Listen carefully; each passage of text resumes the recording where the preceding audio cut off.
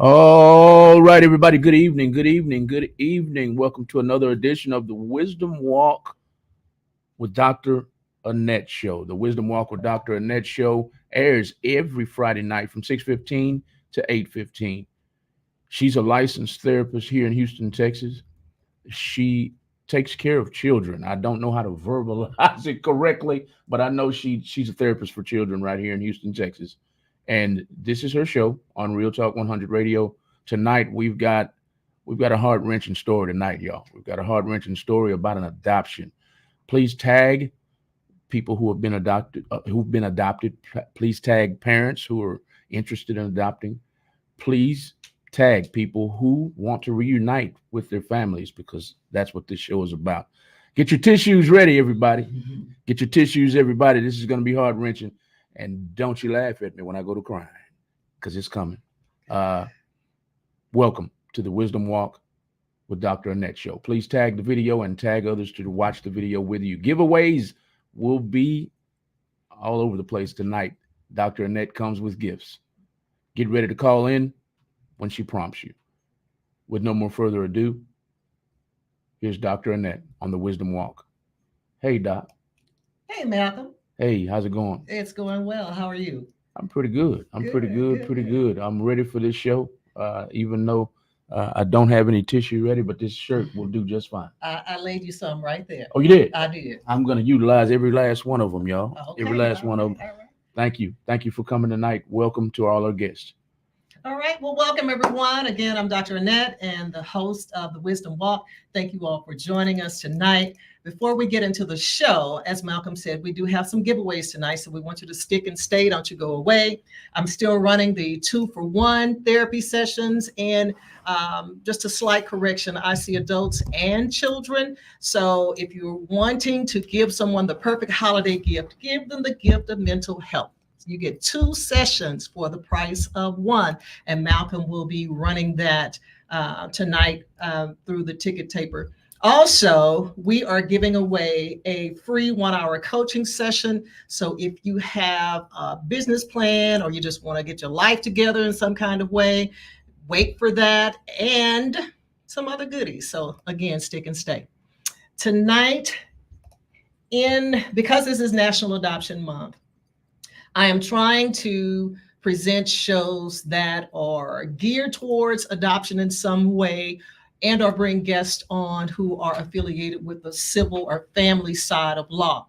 So just to jump ahead, next week we'll have an attorney here to talk about family law. So we want you to put that on your calendars so you can call in, ask any questions that you may have, whether it's child custody, child support. She'll be here to answer those questions.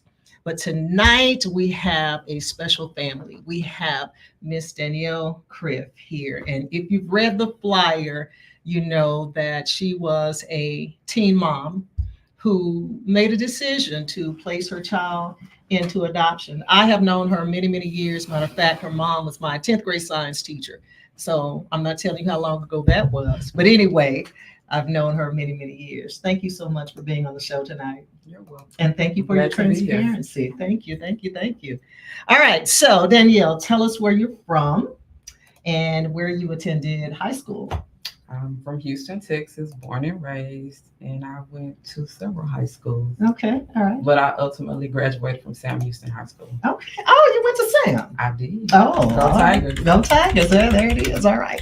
Now, you and I spoke briefly about your decision to place your child into adoption. And so tell our audience, when you found out you were pregnant, what were your first thoughts about that? How old you were, and then your feelings learning that, wow, I'm going to be a mom. Well, I found out because my leg was hurting. I don't know what I did, but my mom took me to the doctor. Mm-hmm. And they did whatever they did. I was fine. I could walk. And as we were walking out the door, my mom said, "Hold on, doctor. She hasn't had a cycle." So we U-turned. Mm-hmm. They did a pregnancy test. They called us back. They sat us down and they said, "Well, you're pregnant." I was 14. Mm-hmm. No, I was 13. Mm-hmm. Mm-hmm. We cried. We cried. I can't. I don't remember what was said, but we left. Got home. I mowed the yard, and I went to Astroworld. Because that's what kids do. I was a kid. Yeah. I don't know if it registered with me. Of course, I knew I was pregnant, but when they said that, but it didn't register with me. So I did my normal do. Mm-hmm. I went to Astroworld the same night, Mm-hmm. Mm-hmm. and I can't remember what happened. But then changes had to be made because at the time when I was going to school, you really couldn't be pregnant in a general school. Mm-hmm. So eventually, when I had to leave, I went to. You had two options back in the day. I'm not going to say how long ago, but you can go to K, Mm-hmm. or you can go to Crittington, Mm-hmm. which is a part of the DePelchin Adoption Agency. Mm-hmm. So for whatever reasons, I chose that option. Mm-hmm. Can't remember. And that's actually what introduced me into adoption. Mm-hmm. Because I didn't know what I was going to do at 13, pregnant. But after, I guess, over time, I thought about it. And when I had to go, that option was presented to me. Mm-hmm. And I went there, and it was just a school of pregnant girls. But what was the difference in the school is you can live there. Mm-hmm. Mm-hmm. So I chose to stay there. Okay. So with me staying there, you had all these different resources and options that they gave you. They didn't make you do anything, but you had options, and they told you what it was about. So I guess that's what got me to thinking, because even though I lived there, I still went home on the weekends. Mm-hmm. So adoption was presented to me. And at the time, I was thinking, I can't get a job. I wouldn't actually be taking care of the baby. I was making real life grown decisions at 13. So I chose the option of adoption because I wanted my child to have a better life or just have a life. Because at 13, we would be growing together. Yeah. So it went that path, and they tell you about the different type of adoptions. So when I chose to do it, I wasn't forced to do it. My mom told me I could do whatever I did, she would support. And so at 13, I probably was being selfish, or I don't remember, but at 13, I wouldn't be taking care of a child. We would actually be growing together. So that's what I chose. So I went to the school. I stayed to the school till birth. So during that time, I thought about it. They tell you what type of adoptions you can have, open, close, or you don't know what you're going to have. But the day came, I had my child. And I mean, I was 13, so I'm just pregnant in the hospital. I'm on the phone or talking to people. So I help. Hold on just a second.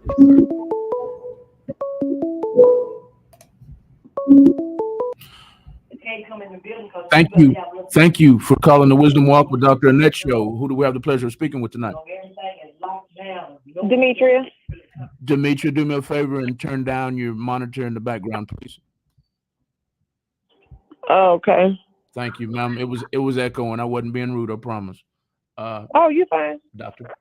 Okay, were you calling in to ask a question, or are you trying to get logged in to Facebook or YouTube?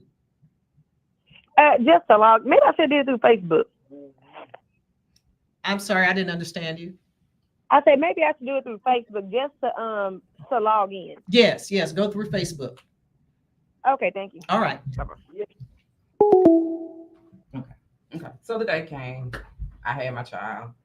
Because of the type of delivery I had to stay in the hospital for an extended period of time. Wow. Which was a week, because typically you deliver, the baby goes one way, you go another way. Well, because I had to stay longer, I had the option of keeping the baby with me until I left the hospital, because once you have the baby, your rights are relinquished. So that baby goes to where they go, and then you go home.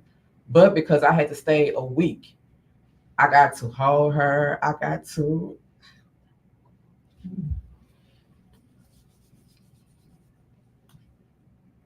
I got to spend time before I had to let her go.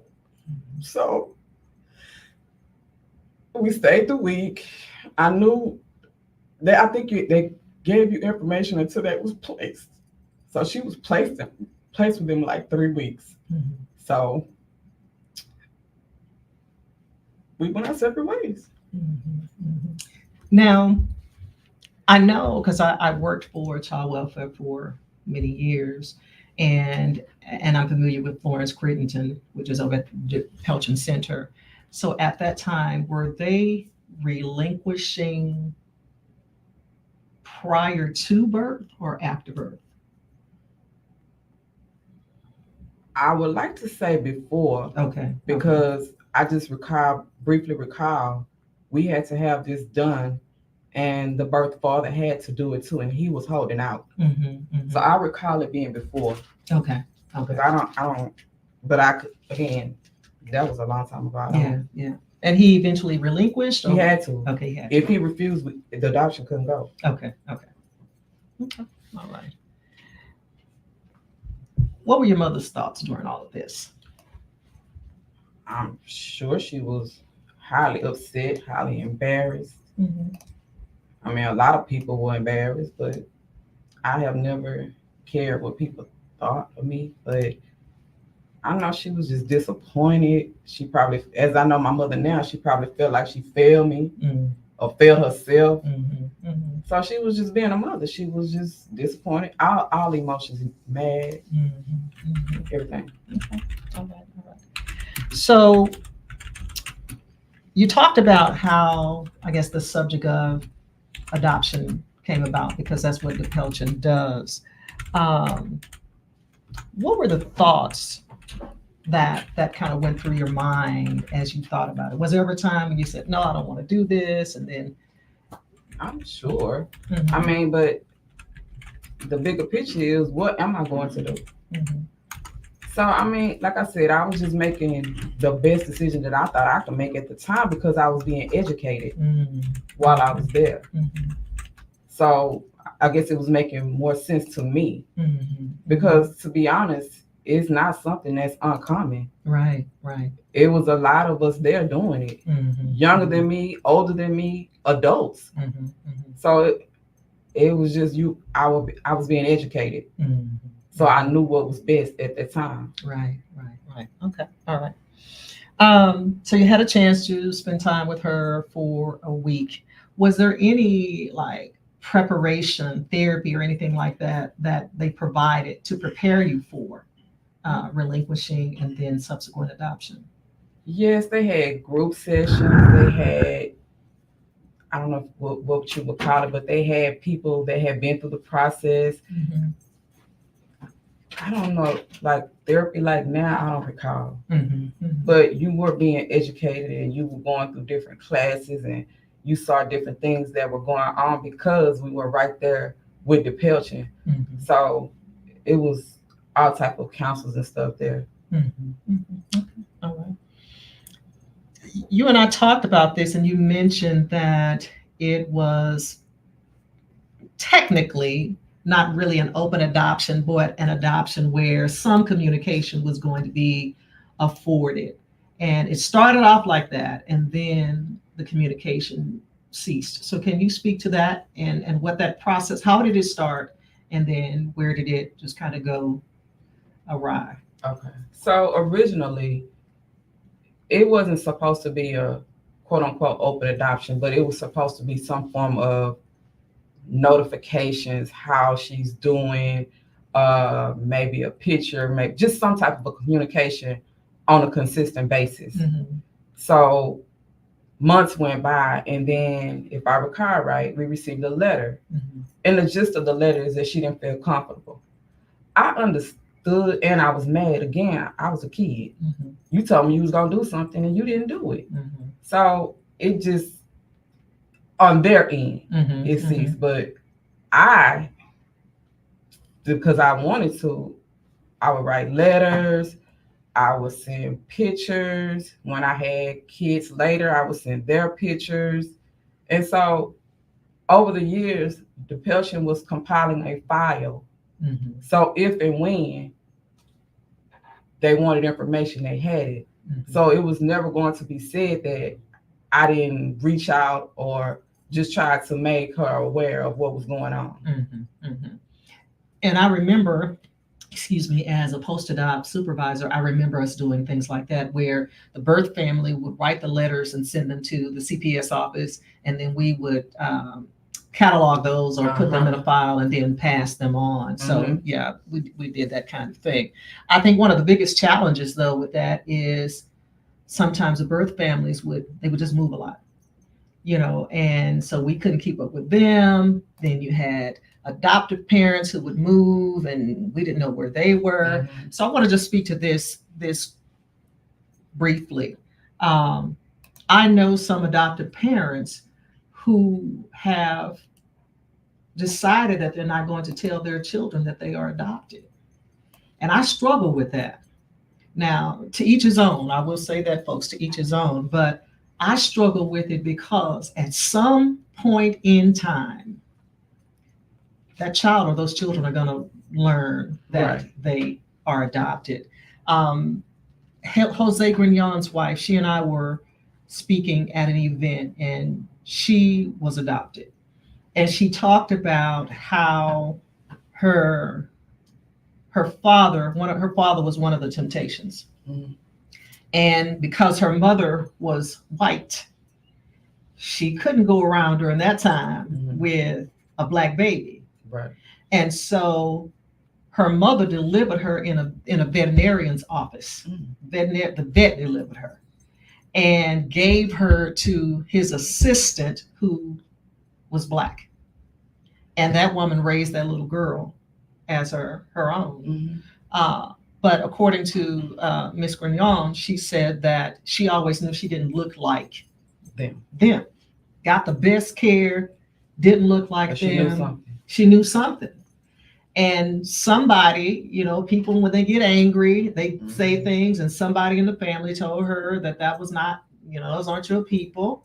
And finally, the relatives had to come clean, and she started doing this search. But by this time, she was a wreck, in and out of prison because of that. They told her when she found it when she was like 20 something, in and out of prison, on drugs, prostituting, the whole gamut. And she said it took her at least 3 stints in prison for her to realize that she was ruining her life and that she needed to get her life together.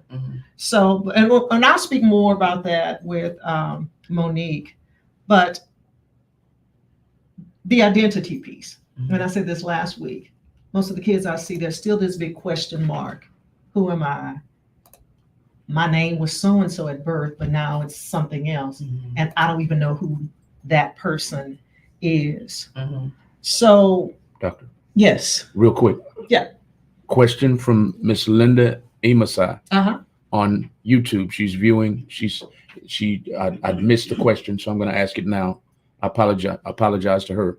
But if the father had refused to sign, what would have been the outcome? She's asking me, or either? Both of you. Okay. I can speak to it from a legal perspective. If the father had refused to sign, then the state could have pursued termination of his rights. Through CPS, he would have had to go through a service plan, meaning that there are certain things he would have had to do for you and that baby. And I'm assuming that he was young as well. Correct. And so if there was no one on that paternal side to step up and say, hey, I'm grandma, I'll take the baby, or if he's didn't have a job or whatever, it would have really been a no-brainer for the state to go ahead and terminate his rights. Wow. If it had been a situation where they didn't know where he was, then the state would have done publication on him and where they put the ad in the paper. Have you seen this person? We're looking for him. And once all those avenues were exhausted, then the state, could have pursued termination. Wow. If it had been another situation where, let's say, the baby had been 2 years old or a year old, and he had no contact with this child, that is also another avenue, or I can't think of the word I'm trying to say, but anyway, where she could have said, well, we want to terminate his rights because he has not been abandonment. He has not been a part of this child's life. Okay. I hope that answers your question, Linda. Okay. Any other questions? No, we have Mr. Inyar Zulu. He said that's a lot for a child or a human being, period, to handle everything that she handled. Miss Pamela Drawsand is also tuned in on YouTube. She says, good evening. And Miss Tisha Cook says, miracles and blessings. She says, you got this. She's talking directly to her as she was speaking and telling her story. She also said, go Tigers. She was all right.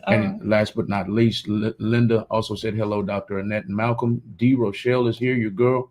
She says, hello, Donna. Donna's here. Hey, Donna. And hey, Linda.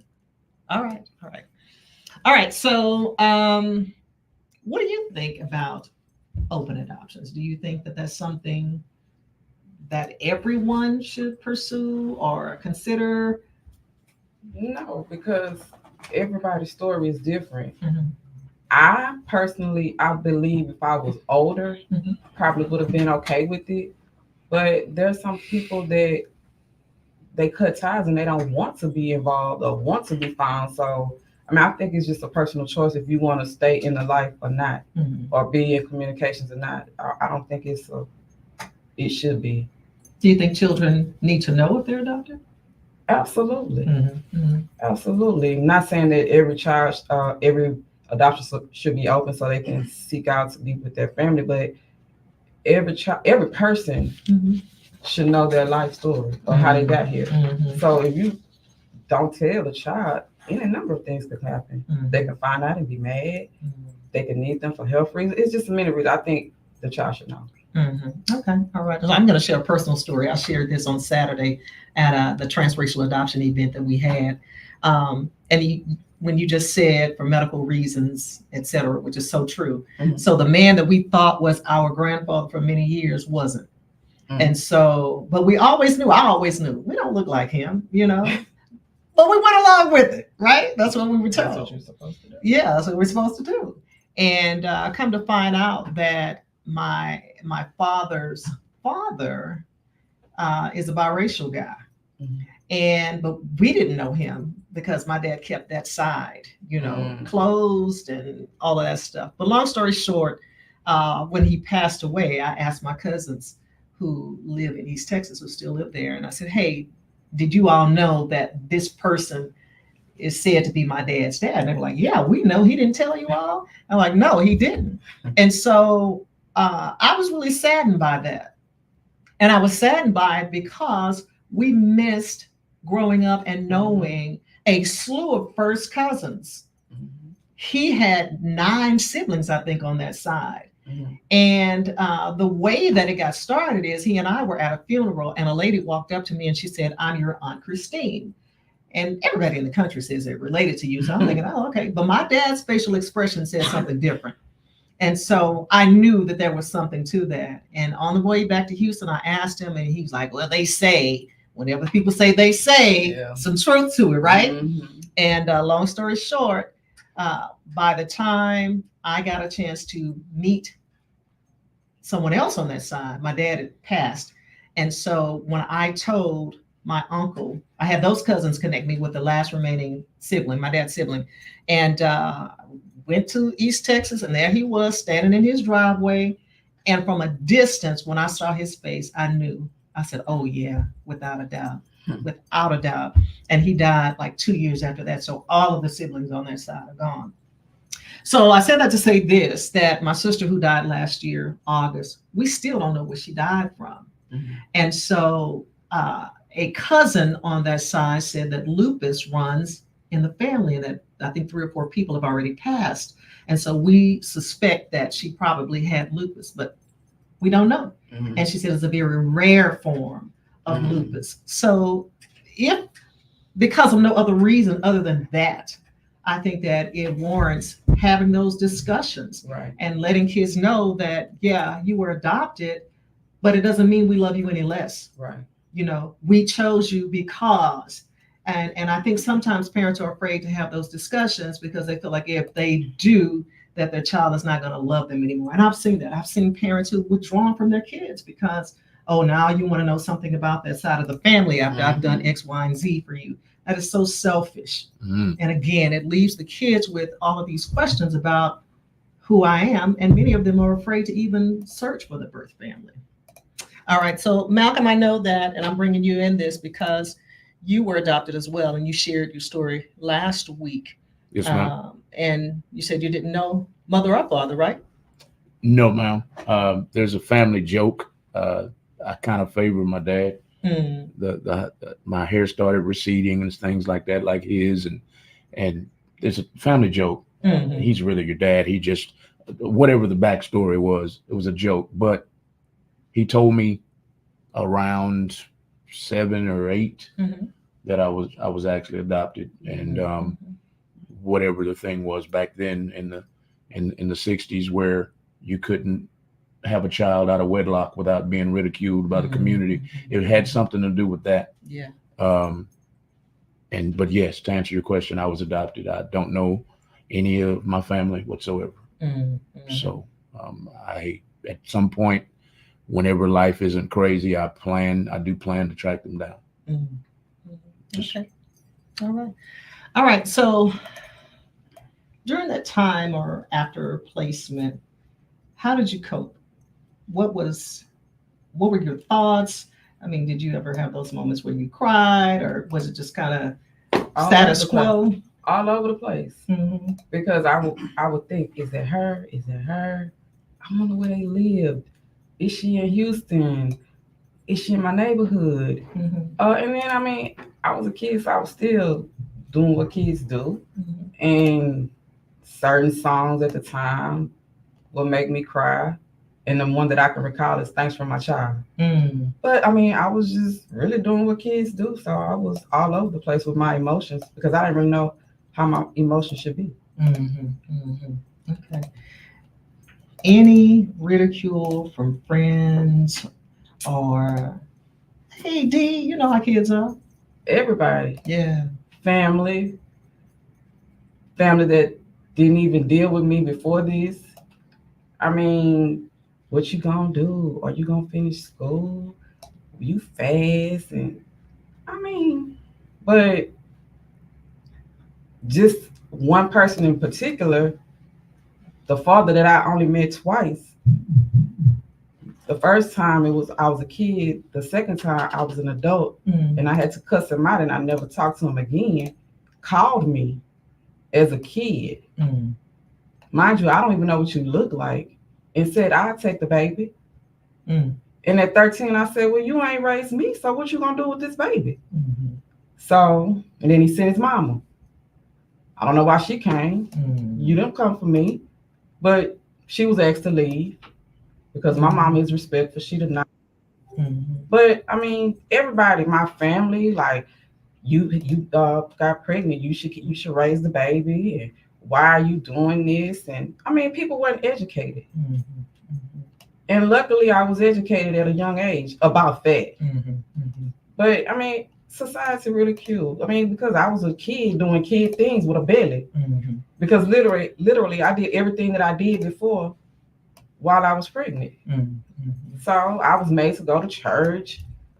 Well, I'm not made. I was a kid. I did what I was told. But I mean, of course, I got ridiculed from all sides. Not my some family, but not my close family. So it was all over. And what have you done, I guess, kind of to preserve your mental health, your wellness? Just live life. And I was still messed up a lot along the way. So I mean, I just live life. We all have.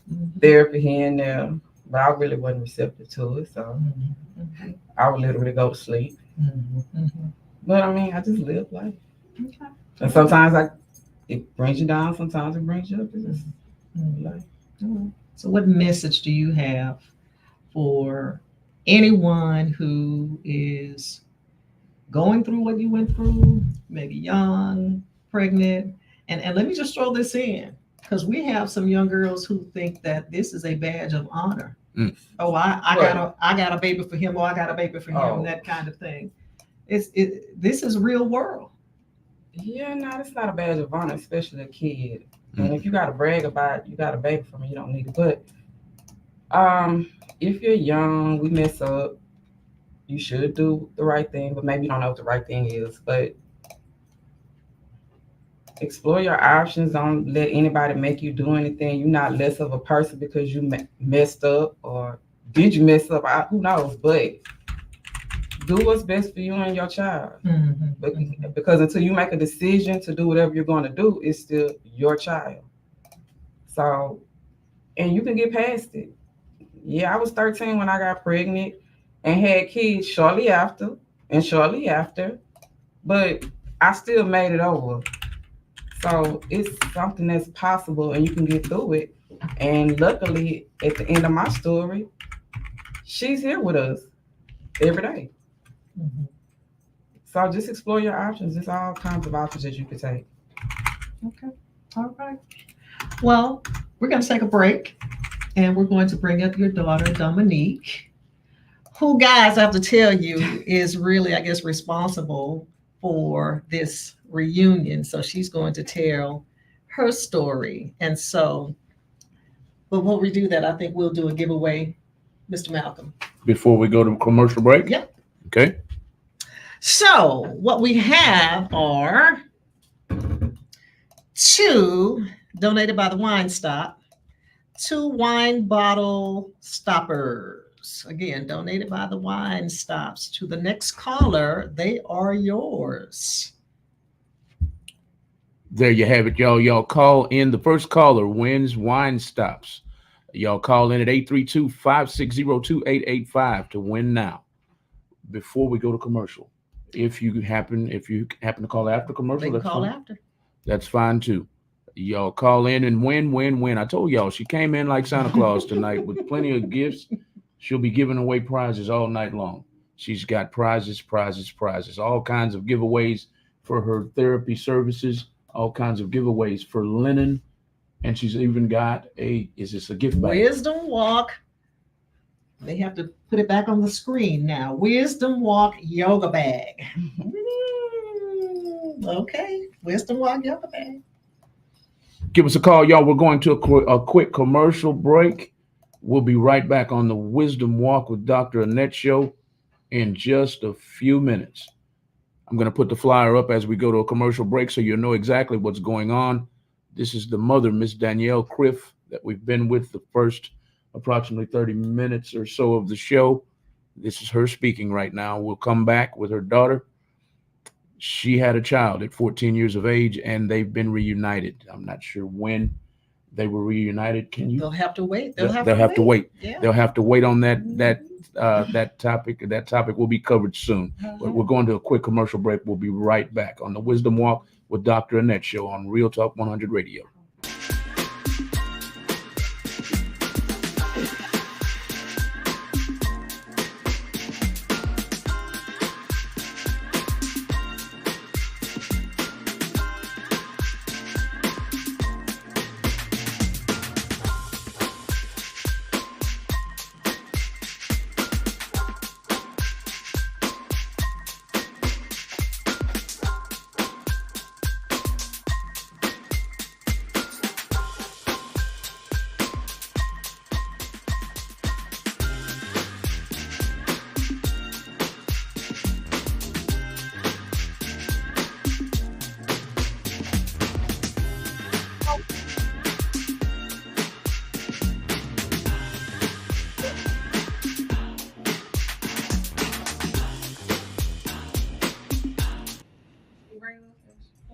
All right, everybody, welcome back to the Wisdom Walk.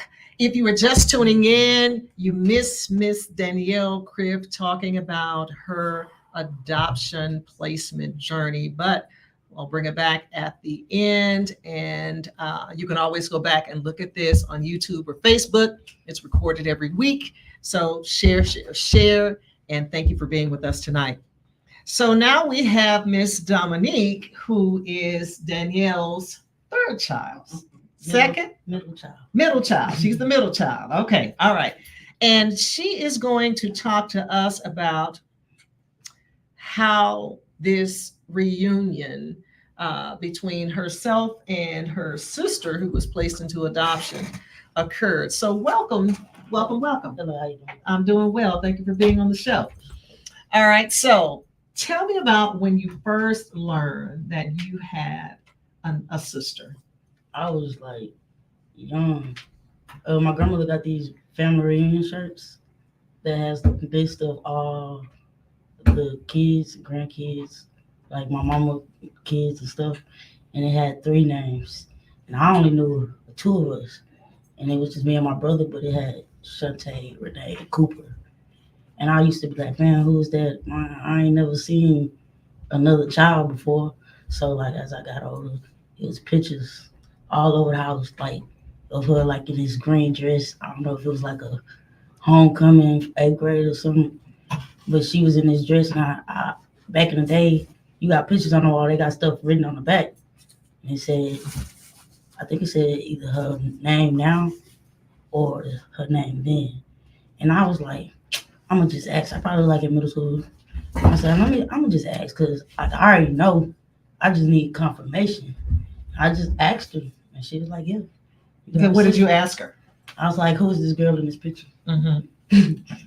I think I said along as that. She's like, that's your sister. And I was like, I already knew. Like, I already had, that was just my confirmation. And then that's it. We didn't say nothing. And then I guess something happened along the lines of a letter. And then I ended up writing a letter. And So you wrote a letter to DePelchin? I guess so. Okay. I don't know how.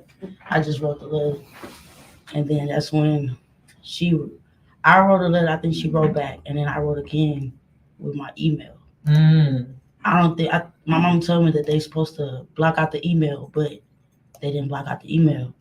Once she got the email, I got an email. Once she got the address, I got the email. We stopped talking through letters and stuff. And then ever since then, we've just been rocking since like I was in 9th grade. Oh, okay. 9th grade. So 15, I was 15. Yeah. Okay, so I want to clear this up for those who are unfamiliar with the way that this works. So whenever a child is placed into adoption, there's something called a redacted record. And so that redacted record has some names and contact information that is blocked out, and it's given to, different people to learn or to help them understand or know more about the child's history and so on and so forth.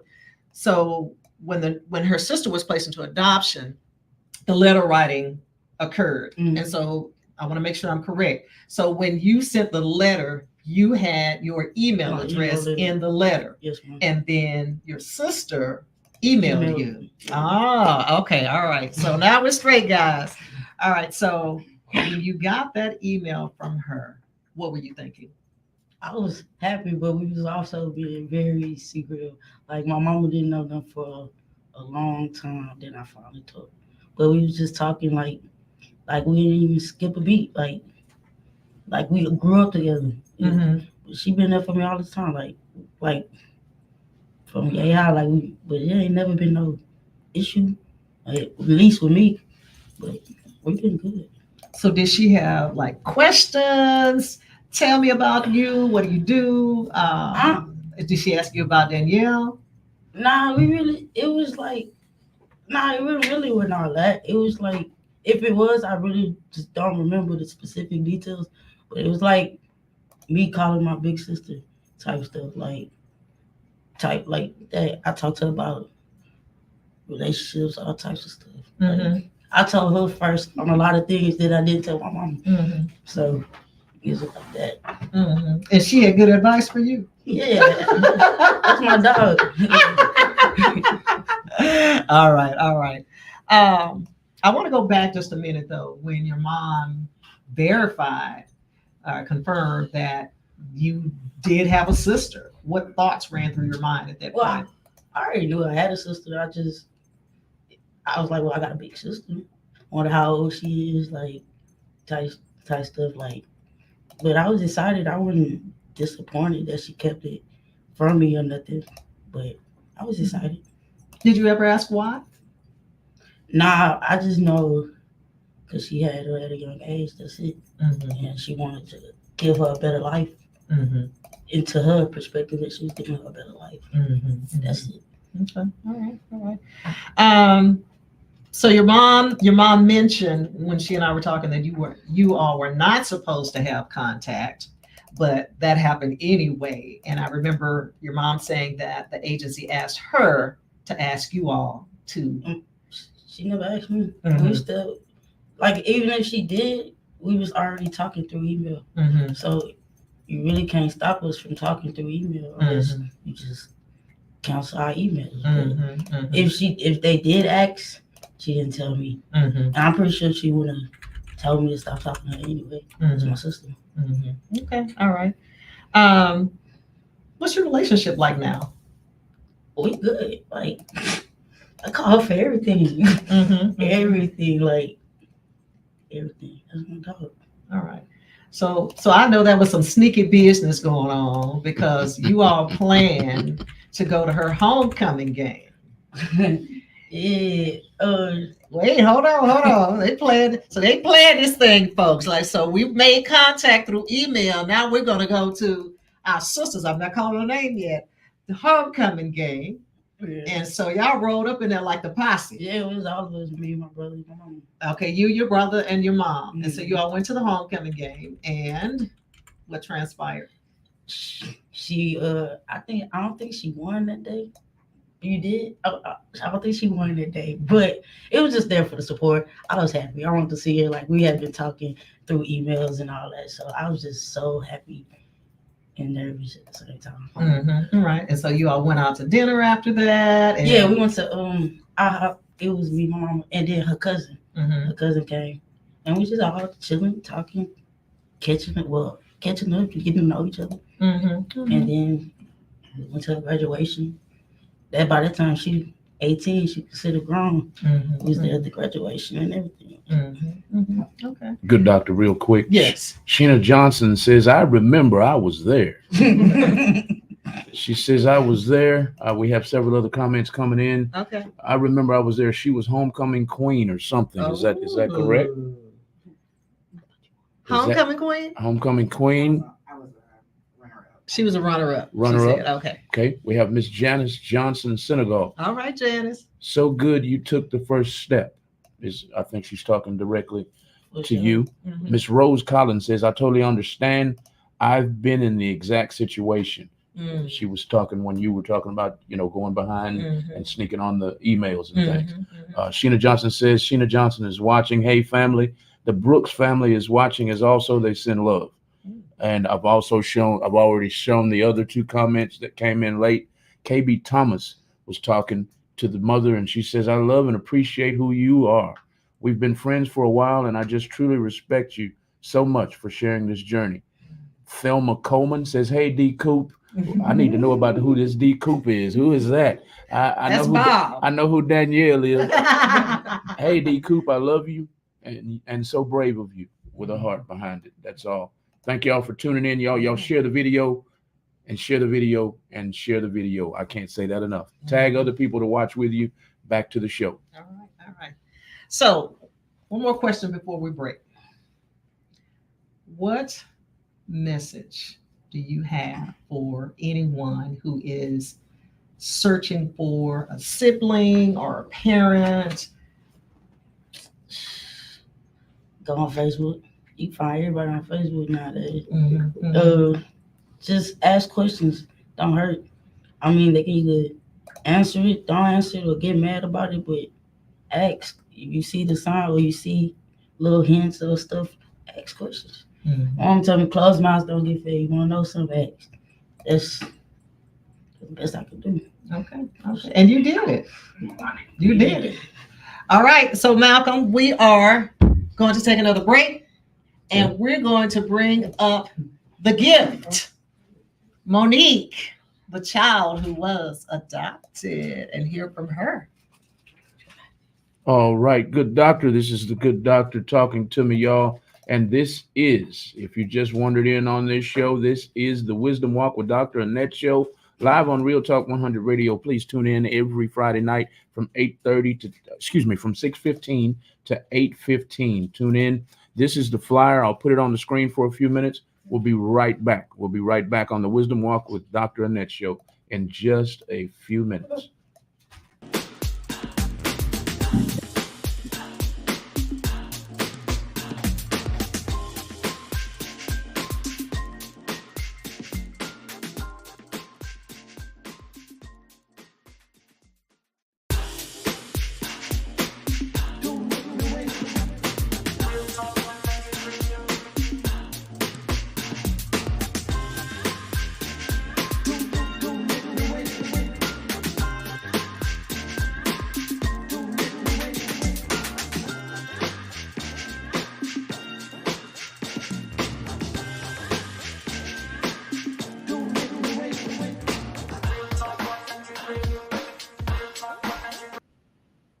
All right, everybody, welcome back to the Wisdom Walk. I'm Dr. Annette, your host. We are just having a stellar night tonight. We've had Danielle Criff, who is the mother who placed her child into adoptions. She told her story. Her daughter, Dominique, talked about her role in this adoption reunification. And now we have Monique Tate, who is now a beautiful young woman and who was adopted, and she's going to share that journey. And Miss Sally Williams, Cooper Williams is also here, and I'm going to bring her up. She's Danielle's mom, so I'll bring her up after Monique. She didn't know it, but I'm just letting you all know that she is coming up. All right, Monique, welcome. Hi. Thank you. All right, Thank you. All right, so Monique, when did you learn that you were adopted?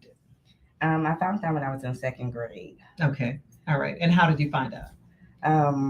At the time, kids were learning. I went to a mixed school, and the kids were talking about dark skin and light skin, and I kept coming home, and I was like, I'm so dark skinned. Why are y'all light skinned? And they kind of just brushed it off to say, you know, black comes in all shades. So I kind of just said, okay.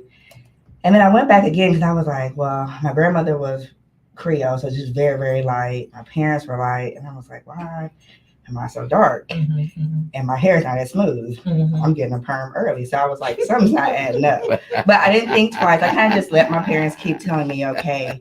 And then I think after asking the question so many times, she asked me, did I know what adoption meant? I said yes. And then my brother was like, you need to tell the truth that you don't know what that means, because it means something that you don't know.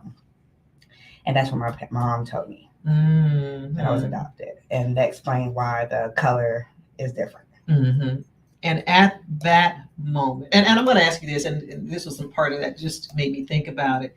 Do you think that they didn't want to tell you that, or it wasn't the time, I guess, in their mind to tell you that? She said that she wanted to wait till I was a little bit older. Yeah. But I wasn't letting it. I kept asking the question about how I looked. And so at that point, she felt that she had to say something, because there's only so many answers you can give to why my skin color is different. What were your thoughts then? At the time, I was confused, because I didn't understand, adoption. I never heard of anybody being adopted. So I was like, why am I the only one? And she said that my brother was adopted too. He said it was cool. So I went with it the first night, but when I woke up, I felt it wasn't cool. But I was in second grade, so I didn't really say much. And then every year I kind of asked more and more questions about my adoption. So when did, I guess, the full story come out? Were you still in second grade, or had you gone into? Oh wow! I was in I was in middle school. Oh, you were in middle school. Okay, all right. Wow, that had to be tough. Yeah. Okay, a lot of unanswered questions. So, what was childhood like for you?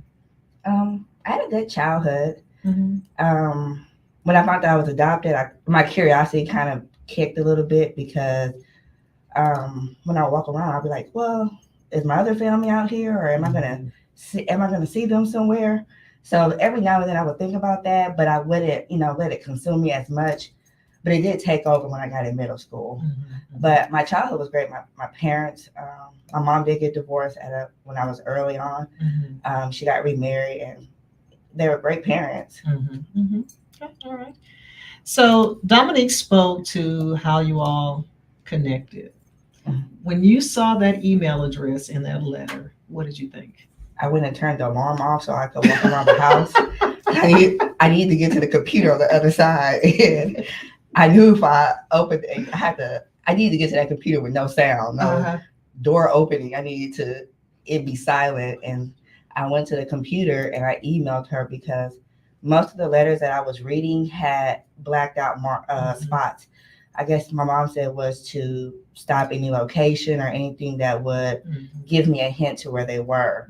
And so I typed the email and I was nervous because I was like, I know I'm not supposed to do this. And they had to miss it, but I don't know how they missed it because it was a long email. And I was like, I'm just going to email. And then I tried to miss school the next day to see if she write back, but that didn't work out. So I had to wait till I got home. And I think that evening she wrote back to me and I was like, okay. So every night I was turning the alarm on and off so I can go write these emails and go back to my room without being caught. Okay, so the email came. I know probably not verbatim, but what was the gist of the email that you received? From Dominique. And she was happy, I think she was surprised that I emailed her because I think she maybe had known that some things may get blocked. And we just started talking instantly about each other. We never really talked about my mom or anything. It was just mostly us. I think I asked a few questions, but I mean, I was just so happy to have a sibling that I could, an actual sibling. Okay, all right. Good doctor. Yes. I just want Monique to know that her family and friends are here and they are deep. Deep. Do you hear me? They're coming in. Everybody's here. Miss Sheena Johnson is here. She said something that was touching. Y'all met and y'all had similar stories. There it is. I met Danielle at work and loved her because we had similar stories. Great advice, Thelma Coleman. Mr. Mike Neville says, DC. Mike Neville, and your husband's on here, Monique. He says, oh, look at my wife. Sending my love and support. He's on here. Sheena Johnson says, Monique Tate, we love you. You're so strong. Somebody else mentioned your business. There she is. Miss Erica Collins says, Monique, your amazing Pause family is here to support you. We hope your story blesses others. I don't want to ignore anybody, but I don't want to interrupt the show too much either.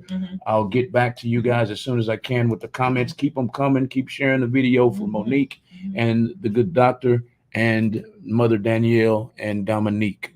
And I forgot mother's name. Miss Williams is here also. The grandmother of the bunch and the mother of Danielle is here too. She'll be speaking soon.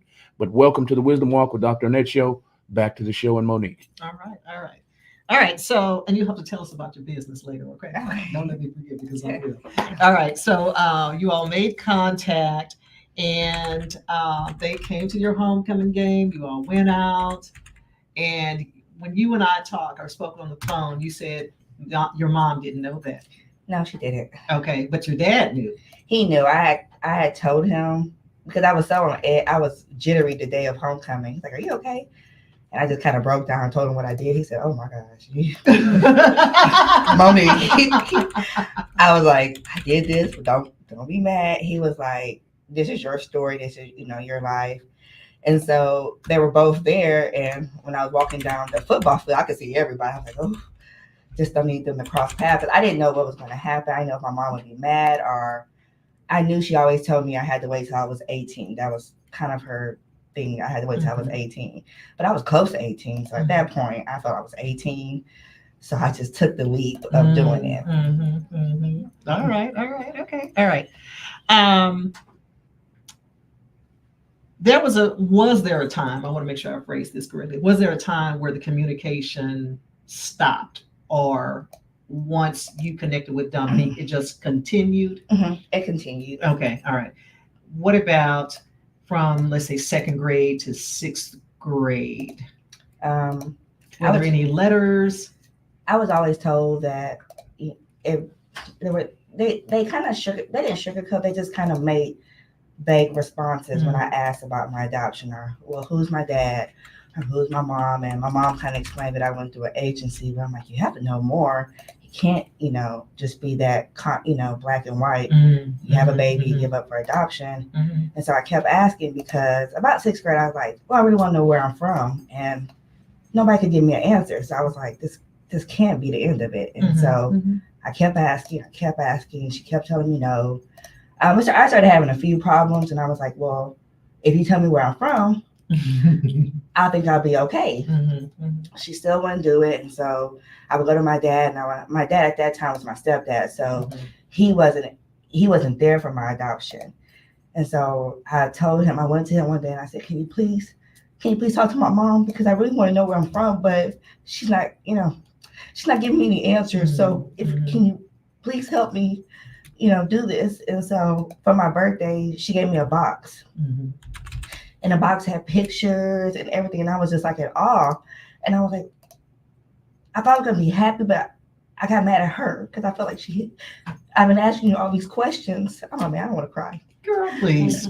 I was asking you all these questions and you had the answers. So it's like, why didn't you give me the answers if you had them? To me, she had the answers in a box and she didn't give them to me. So I got mad at her, and I felt bad for getting mad at her because I know my brother was adopted and his stories is completely different. They want no contact with him and no medical, no anything. And so, and that wasn't the original, that was the plan for him. And she didn't want that to happen to me. But I was asking, and she had the answers in a box to me. The answers, the pictures, the letters, everything that I was asking was in one box. So once I got the box, I said, well, she wants to know me. I feel like, why can't I meet her? And then I got told again to Pelchin, they, put me in counseling to try to soothe it. And I was like, why can't I just meet her? Just let me meet her. Why can't, as a kid, I want to see somebody that I look like, that I resemble. I'm in a house full of people who I don't look like. So after finally begging, I'm not sure how she made it happen, but one day she told me to write some questions down if I was to ever meet her. And I was like, that's wasting my time. You said I can't meet her, so I'm not gonna write the questions down. Well, that's me being stubborn. And then my dad's like, please write the questions down. You have like 2 or 3 days for you meet this lady and you have no questions. And they say you have to have questions. So at that point, I was very happy that my answers were finally being, heard. My questions were being heard. I want to speak to the viewers though just a minute, because did you hear her say, and you could just feel it through just her tone, how important it was to her to make that connection? And so that's why it bothers me when adoptive parents say, oh, I'm never telling. And some of the, I guess, thank God you didn't go off on the deep end. You know what I'm saying? Because there are kids that I see who are cutters, trying to commit suicide because of that void, that dark space. So if you are one of those parents, don't wait until your child is 36 and then say, oh, by the way, you're adopted. They're old enough and they should know, how to digest that. These are conversations that you need to have early on and help your child along the way understand what adoption is. And if at all possible, because I know that some birth families, they're just not in a good place. But if at all possible, help your child to learn as much as they can about their family so that they can piece their lives together. So I want to go to, you and I've talked a little bit about this, and this is the 8-year-old. This is the 8th grade Monique, not Monique now. What was the 8-year-old, the 8th grade Monique? What were your feelings after learning about your adoptive placement, towards your birth mom and your adopted mom? I was still a little confused because I feel like I had 2 different worlds at that point now. Now I'm kind of facing like I have my adopted world and I have my biological world. And it was very confusing because as a kid, I had none of my friends I could relate to. None of my friends were adopted. None of them, they had step parents, but I didn't know anybody who was adopted. So I kind of felt that was in my own little circle because I could talk to my brother, but he would be like, don't worry about it, we're okay.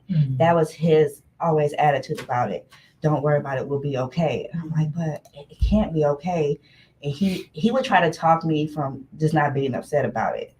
That was only, and he was like, Monique, just relax. It's going to be okay. We'll get through it. But he didn't want to know his parents. Mm-hmm. So that was hard on my parents because you have one child who doesn't want to know anything biologically, and I was fiending for it at any cost. I mean, when I found out her name, I would look through the phone book because I'm like, okay, Danielle, one of these Danielles are going to pick up and say, but I didn't have a last name. I knew her first name.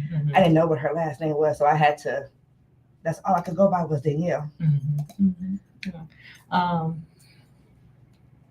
Now I forgot my thought. I'm sorry. No, you good. Get a therapist. You can't help you. One of us has to be in You gotta control, be right? I ain't no good right now. I'll tell you what. Just While y'all get it together, your family's still tagging in. Miss Go Getter Whitaker is tuned in. Shh, I just lost it. There she is. Miss Go Getter Whitaker says the Whitaker family is watching. I have so much respect for these ladies for sharing their story. Miss D. Yvonne Anna's Cooper Stevens says deep. Love y'all. And Tisha said we deep. And like Tamika Perkins says, we love our Mojo Mika. Mojo / Mika. Sheena Johnson says you're doing wonderful, cousin. Mo, you are doing great, cousin. Tisha Cook says, Mojo, you are blessed. You have two mamas that love and protect you. Shanique Williams, you're so brave, Monique. You're doing great during this interview. Danny Can't Play on YouTube is tuned in. She says, love you guys. Love your story. So glad to have you back, sis. Love, bro, I believe. Denzel C. Randy, okay, y'all, I got to give back to the show. I'm letting Monique and the family know y'all are here, and I will make sure that your comments go up on the screen also, okay? Thank y'all for tuning in tonight to the Wisdom Walk with Dr. Annette Show on Real Talk 100 Radio. Please keep sharing the video all over the world because everybody needs to hear this story. Back to the show. All right. So you all met face-to-face, at the game and then at IHOP. What was that like for you coming to face-to-face with Danielle? Well, that was my second time coming face. I met her in 8th grade. Okay. When DePelchin said that. I'm not sure how it came about. I mean, I'm pretty sure I was asking every day, so eventually it had to come. But when I met her the second time, I felt more relaxed because the first time I felt like I had to stick to the paper. I had to not go outside the box, and I didn't feel as free. And the second time I felt more free, like I could just talk, I could just talk to her as her daughter. So the first time you saw her, what were your first thoughts? She looked really young. She looked very young. I was happy. I felt she looked like me. I was excited because with somebody in my eyes, I had somebody who shared the same blood in the same room.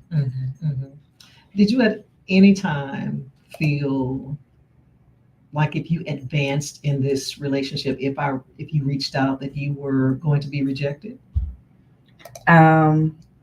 Before I got the letter boxes, I was scared that may happen because I didn't know anything. I didn't know she wrote letters or communicated. So I had that fear of, well, maybe she don't want to know me, because my brother kept telling me, don't worry about it. We're going to be okay. We have a mom and a dad. But I was like, man, and I kept saying they're not our mom and dad, which is kind of, in a sense, is mean.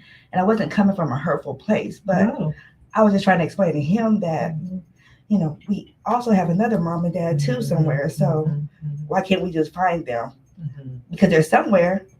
I don't know if she's local, but I feel like our other mom and dad is somewhere, but it didn't bother him as much as it bothered me. And you know what? He may not admit it, but it bothers kids.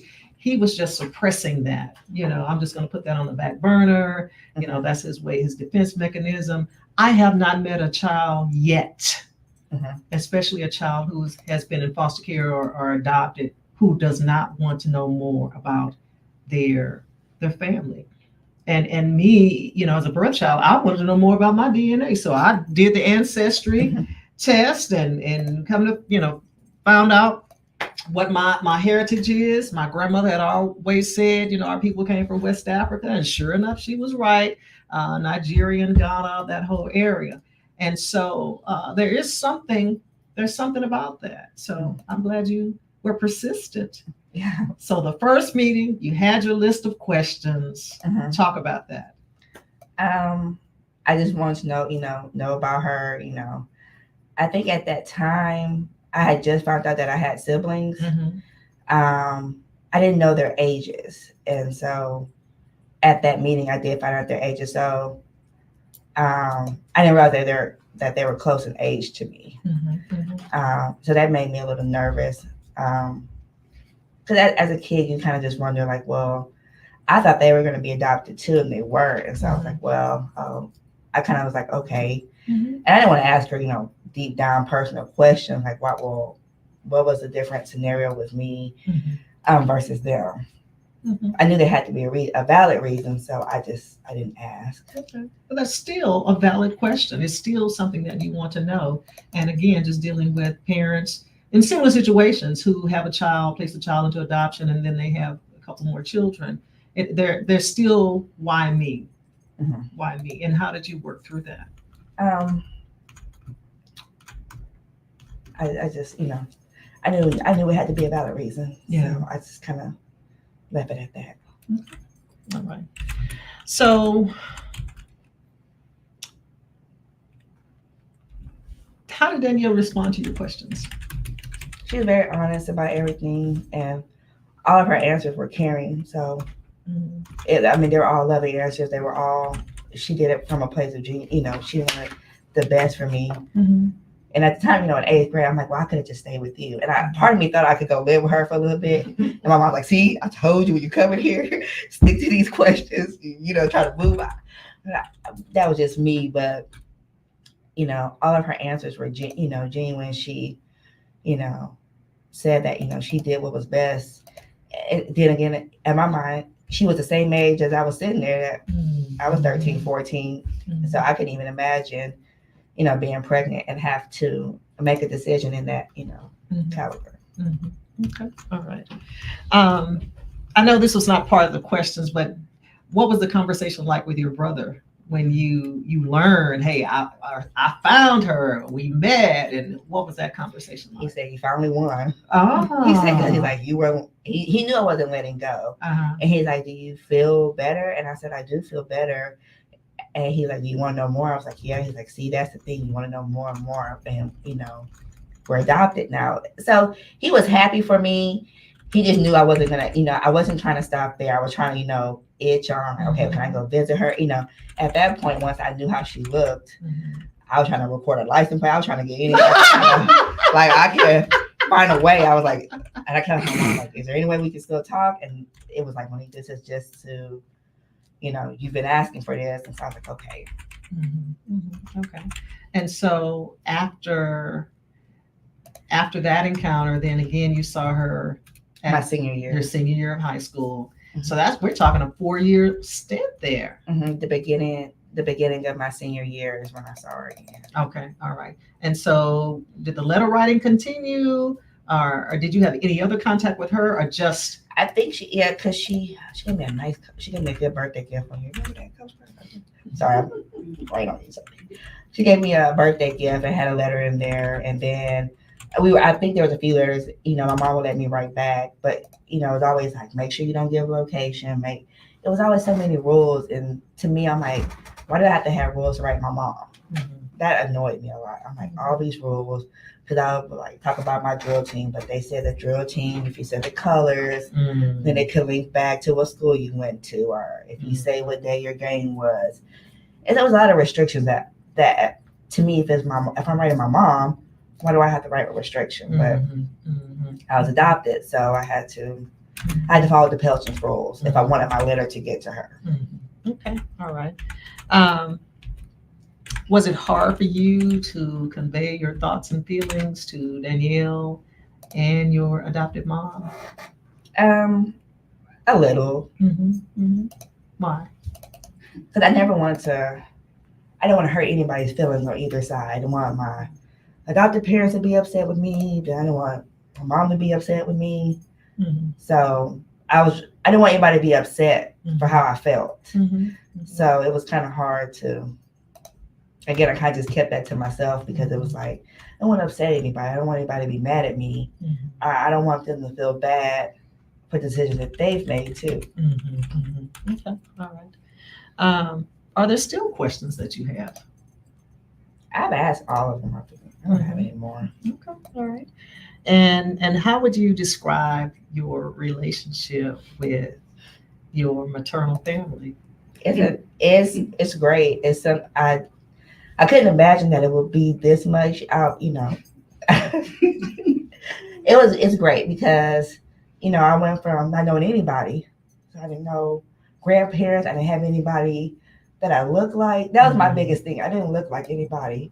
My family never treated me differently, but I didn't look like anybody. I was Monique, and I had no one. When we go to family events, they were light, not against anything against light skin, but everybody was light skinned. I'm like, I don't look like anybody. Why do I have to, And it just bothered me my entire childhood because I was just like, I don't want to be around. They were nice. No one brought up my adoption. No one said anything about it. It was kind of that unspoken thing in the room. Everyone knew, but no one said anything. And I'm just like, I just want to walk in a room and I look like everybody. Like somebody looks like me versus. So now I do have that. I walk in, look like my aunt, like I'm a grandma, look like, I look like people. It seems minor if you're not adopted to look like somebody, but I went like 18 years not looking like anybody. So wow, Good, this is doctor. awesome. Yes, And Monique, yes. we have a couple more comments. We have a question from Miss Emasai. Miss Emasai, you're more than welcome to call me at any time and say, stop murdering my last name. I have a feeling I'm murdering your last name, but Linda's on YouTube. She says, Monique, did you ever think that your brother thought he would lose you if you connected with your biological family? That's a good one, Linda. I don't think he ever thought that. We were really, really close. It was just us two. Growing up, we did have step siblings, but it was me and him. So we were like a duo team. So I don't think he thought that he would lose me. I think he did mention at times that he just didn't want me to get hurt. As something, you find out something that you don't know or don't like. I don't want your feelings to get hurt. That was his thing. One more thing, and I'll leave you alone. I promise. No. Miss Janet Dokes just tuned in. She said, I missed 40 minutes, the first 40 minutes of the show, but I'm loving the story. Our kids have always known they were adopted, and we've always shared with them that we will walk with them through the journey to find out about their biological family. They need to know their family, their medical and mental history. They need to know if they have siblings and who their cousins are so that they aren't marrying their family members. It's tremendously healthy. They do have to know, though, what they might find. Yeah. And I think some preparation for anyone who's thinking about, searching for birth family, there's some preparation that's required because you don't know if the family wants to be reunited. You don't know what kind of, how the family is faring in terms of socioeconomic status, whether there's a drug history. You don't know. There's so many unknowns. And so you have to be prepared for what you might encounter. And so I always say this, that even if you're not in therapy, talking to someone who can help you process that through for those unknowns. All right. So Monique, any words or any thoughts that you want to share with our viewers who are either adopted or, the birth family search? And not only that, we have birth children who've never met their parents. Maybe they don't know who their father is, or, they're living with one birth parent or another. What would you say to those people? I definitely would try to seek out, if you don't know where you're from, try to find it, to connect with your family. You don't know the reasoning why, you're put up for adoption if you don't know. It could have been from a good place or a protective place. I don't think any adoption is a bad adoption. I think it's to protect the child and put them in a place that they can survive. And the outcome can be great. My outcome was more than outstanding to me. I couldn't imagine it to be as big as it was going to be. All right. Well, I want to thank you again for coming. You're welcome. We're going to take a break, and we're going to bring your grandmother up. Gigi. Gigi, I'm sorry, bring Gigi up. And We all call her different names. Okay. I actually say grandma, but my kids say Gigi. Okay. My sister says grandmother. So. Okay. All right. Well, we'll bring her up and get her in on this. So, Malcolm, you want to take us to a break? Yes, ma'am. All right. And no one is called in to claim Right. the wine bottle stoppers. Okay. And we also have a free hour of coaching. So, at my office. So, next caller. Free hour of coaching, everybody. 1 hour of coaching session, $150 value at Williams Counseling and Play Therapy. That is the good doctor's business. I'll put her website up in just a few minutes. But we're going to a quick commercial break, everybody. First caller wins. Uh-oh. Thank you for calling the Wisdom Walk with Dr. Annette show. Who do I have the pleasure of speaking with tonight? Tanika Perkins. Hello, Tanika. Ah, she won the wine bottle stoppers. Thank you very much. Thank you. I'm calling to support my girl, Mo. I love you, Mo. You're doing a great job. Thanks, Mika. Love you too. All right. Thank you, ma'am. Let me answer this other call. Thank you. Welcome to the Wisdom Walk with Dr. Annette show. Who do we have the pleasure of speaking with tonight? Hi, this is Brandy. Hey, Brandy. Randy, Hi. hello. You won the 1 hour coaching session. Yeah, that's what I wanted. Okay. All right. Do you want to know, Brandy? Yeah, sure. Okay, so Brandy, you're going to have to send us your contact information, okay? Okay. All Okay, right. I just want to say something. Okay. Okay, and I just want to let Danielle know I'm watching her story, and I love this. I love this, and it's just so touching. And all of you guys are doing beautiful. Thank you. Don't forget to send us your information, your contact information, okay? Okay, thank you guys. How did you find us tonight, ma'am? I'm watching. I follow Danielle on Facebook. She's a good friend of mine. Okay. Be cool. Okay. All right. Okay. Thank you. D Coop. All right. All right. Go ahead and take the next one. They hung up on us. Please continue calling after the break, y'all. We're going to take a quick break and give out some more gifts. Okay. We'll be right back on. I'm sorry. Here we go. Okay. We have the pleasure of speaking with tonight. Hey, this is Rose Collins, Danielle's friend. Ah. Right. Yes. The story's amazing. You guys are doing a wonderful job. I've actually been in Danielle's shoes. We're Capricorn sisters. So much in common. I love her and her bravery for speaking to me that day. I'm all choked up. I was able to, I'm able to talk to her, and not feel judged. So, good job, Danielle. So brave of you. Love you, and keep on pushing. And you won the yoga bag, so I'll give it to Danielle. Well, give it to Danielle, but I now live in Louisiana, so Danielle can donate it to whoever. But I am watching from Louisiana. Okay, well, we'll give it to the next caller then. Perfect. Thank you for calling. You're welcome. All right. Okay. All right. We're going to take a quick break on the Wisdom Walk with Dr. Annette show, everybody. We'll be right back in a few seconds. Y'all continue sharing the video all over the world so everybody knows this wonderful story of reuniting a mother with her children. We'll be right back on the Wisdom Walk with Dr. Annette show on Real Talk 100 Radio.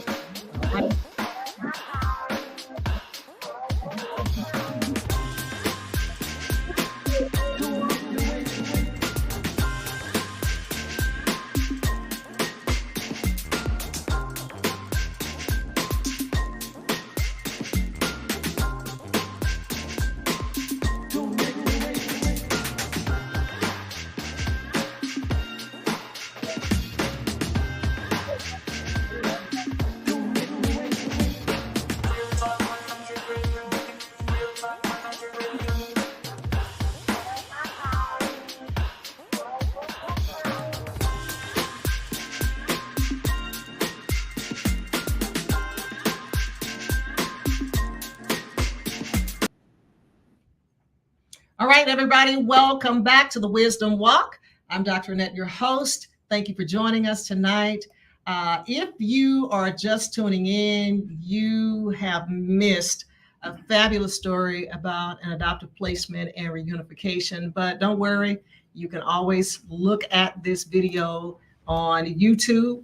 And I'm going to bring the ladies who were previously here back. But now we have Miss Sally Cooper Williams with us. She is Danielle's mom. And so you heard Danielle speak to how she thought her mom felt when she became pregnant. And so I just want to hear from mom, because I'm a mom too. And I know that we have hopes and desires and things for our kids. Well, let me throw this in. She's also my 10th grade science teacher, guys. That's a lot of love right there. Longevity has its place. Is that what Martin Luther King said? Yes. Okay, all right. So talk to or speak to your thoughts at that time, because she was a baby. Yes, she was, and she was my baby. Mm-hmm. So it was very difficult. I didn't want to make decisions for her because she knew what she was getting her. Well, she didn't know what she was getting herself into, but the acts that she performed, she knew what it might lead to. Mm-hmm. So I listened to all that. Parents were educated as well by DePelchin, but I defer to my mom. Mm-hmm. So we went home, and I told Danielle, you have to tell mom what's going on. So Danielle told her, and she told her, and I'm going to give my baby up for adoption. And she said these words: that would not be my choice, but I respect you and your choice. Mm-hmm. And that kind of relieved me to allow Danielle to make her own choice, because I could have raised the baby, but could I give her the life that a mother and a father who wanted a baby and who was financially stable could give her? And that's what we wanted for her. Mm-hmm. And so it was very difficult. And of course, like Danielle said, there were so many people with opinions. Mm-hmm. Why are you doing this? Why are you letting her give her child away? Why are you making her give her child away? We don't do that in this family. Mm-hmm.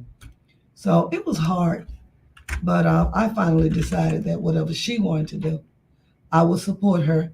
And I prayed that the God that I had faith in would bring her back into our lives. Mm-hmm. And that we could explain to her what happened and let her know that the choice that we made that choice out of love. Mm-hmm. Mm-hmm. What they didn't talk about was well, Monique brought it up. We went to DePelchin. I was in the car that day. I just went to support Danielle. I wasn't supposed to go in.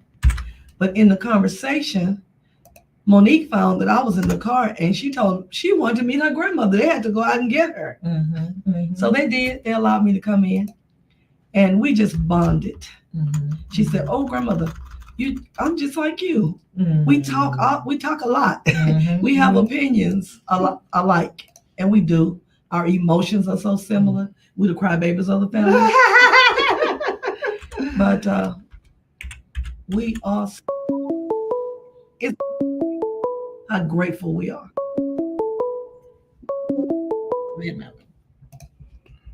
Thank you for calling the Wisdom Walk with Dr. Annette show. Who do I have the pleasure of speaking with tonight?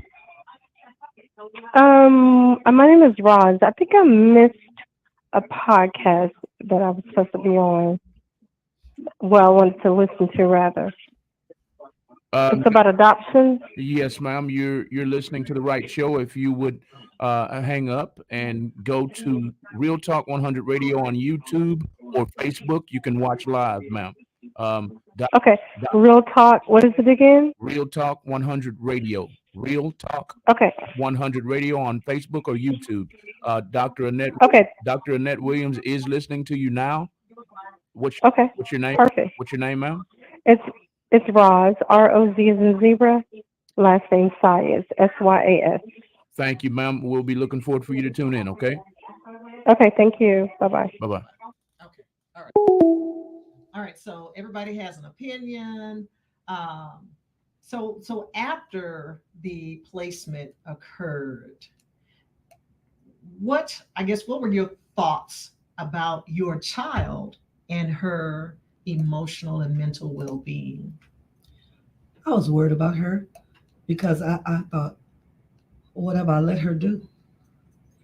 Is she going to hate me for not saying that she didn't have to do that? Although it was her choice, as her mother, I kind of wondered, should I have told her, don't make that choice? But I looked at a lot of different aspects of my life, and I didn't think raising your child as your sibling would be appropriate. And again, I just trusted that God would see us through. And I can smile and say He has. Yes, He has. Yes, He has. All right. I know that the void, I guess, the absence as a grandparent, people don't typically think about grandparents and their feelings or grandparents' rights and all of that kind of stuff until you put in that situation. And you're laughing, Malcolm. What are you laughing about? Let me stop. I'm not laughing at you. I'm sorry. I didn't mean to be I didn't mean right. to be so loud. I was trying to restrain myself. But Miss Taisha Williams says, y'all owe me some eyelashes. I'm crying down here. Thank y'all for sharing. Meet us at the dollar store. All right. So, but I'm sure for a grandparent and the number of years that had transpired, and then finally seeing her. When was the first time that you saw her, and what was that like? She was 14, maybe 15, and I met her at DePelchin. She was such a beautiful girl. I was so happy that, she looked like she was very happy and that her parents had been very good to her. And it was like confirmation that the right choice had been made. And I remember sharing with her mother, how grateful we were that she had raised her.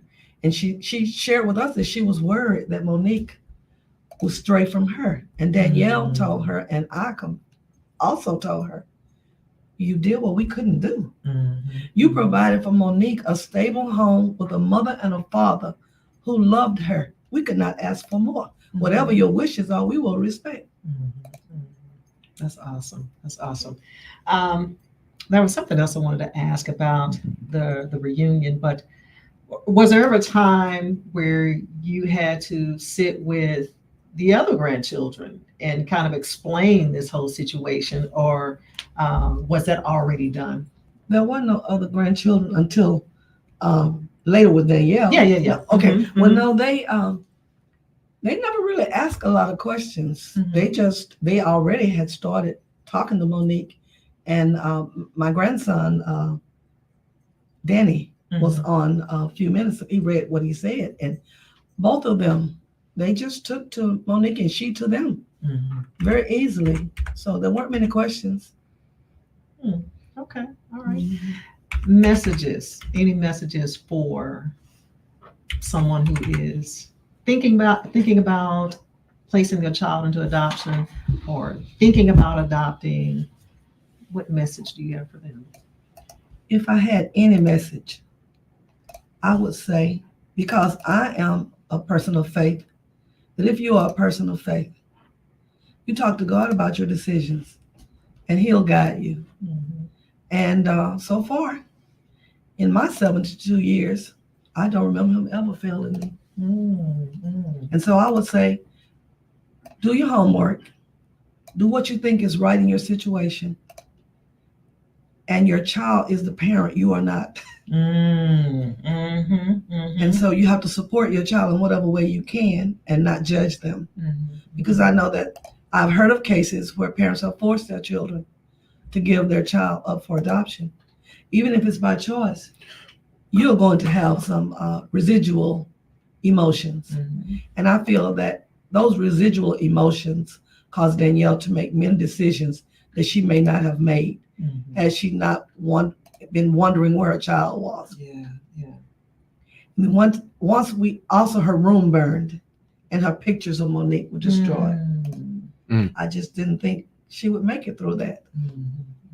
But she's got the real thing now. Okay, she's got a baby. All right. Well, we're going to take another break. And we're going to bring everybody back. So listen, if you have questions, now is the time for you to call in. We still have about 20 minutes, maybe.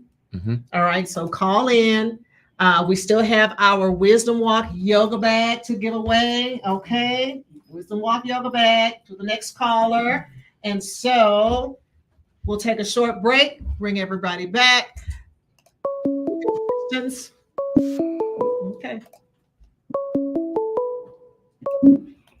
Welcome to the Wisdom Walk with Dr. Annette Show. Who do I have the pleasure of speaking with tonight? Hey, again, this is Rose Collins. I have a question for Mrs. Williams. Sure. Hey, Miss Williams. First of all, I want to commend you because family is the worst. Everybody can make or say what they want to say when it's not them that it's going through. Again, y'all, I was in that same situation at 14 years old. And I might have cried for 14 additional years every birthday for that kid. But God, and I was also able to reunite. But my question to Miss Williams is, did your family try to make you feel less than, or did they try to talk down on you guys or talk down on you, make Danielle keep her baby when you guys knew what the right decision was? Well, no, many of the comments were not even made to me. They were made so that they could get back to me. And so I didn't allow them to decide for Danielle. If I was not going to decide for her, no one else would, including her father, who called her and said he would take care of her. I think Danielle handled that beautifully. Okay. Right. So, I just take comfort in Danielle actually had the baby. You know how many girls our age at that time had abortions? So I truly commend her for what she did and you allowing her to do that. Like, it's so touching to me. Like, thank you. Okay, guys, I'm not gonna call no more. I'm going back to listen. I want to speak to something that you said, though, because yes, ma'am, you're absolutely right. African American women are at a greater percentage having abortions than any other race/ethnic group, but we are only 13% of the population. So that speaks to what well, let me say this. Abortion has become a form of birth control. It is not unheard of for a patient, to come in and say, Dr. Williams, I've had 4 abortions. There's, I don't know what's going on with birth control. That's going to require some research or whatever, but I commend them as well. And I applaud allowing a child to have a life. Last week we had a show dedicated to transracial adoption, and we have many people who are in opposition of that. But I have to go back and say that we can either allow our children to stay in the foster care system or allow them to be adopted by a loving family that would at least give them an opportunity to become something, to make something of themselves. Foster care is not a long-term option, and it's not the best option for children. There's no permanence. Exactly. There's no sense of belonging there, And again, we have people on both sides, people who are opposed to adoption, people who are opposed to foster care. But the truth of the matter is, not every situation is like Danielle's. This is unique. But there are kids who are removed because of abuse and neglect. And our kids are removed at a higher rate than any other race or ethnic group. So I just wanted to mention that and to say that, folks, there's something wrong. And I think it goes back, and I'm going to say this, that this lady and Miss Lucille Davis, who were teachers at Sam Houston High School, were over the African American Club. Now, I knew, and this is not a race show, I'm just sharing. My parents had always taught my siblings and I about our heritage and being proud of who we were and so on and so forth. But that did not come full circle until I went to Sam Houston High School that was predominantly white. And we were still on the quota system. 2 African Americans, 2 Hispanics, and then you might have 30 Caucasian people in that group. So they taught me a lot. And I'm talking about Miss Williams and Miss Davis. They taught me a lot about being proud of who I am, having confidence, not making a mistake and letting some boy put a passion mark on my neck.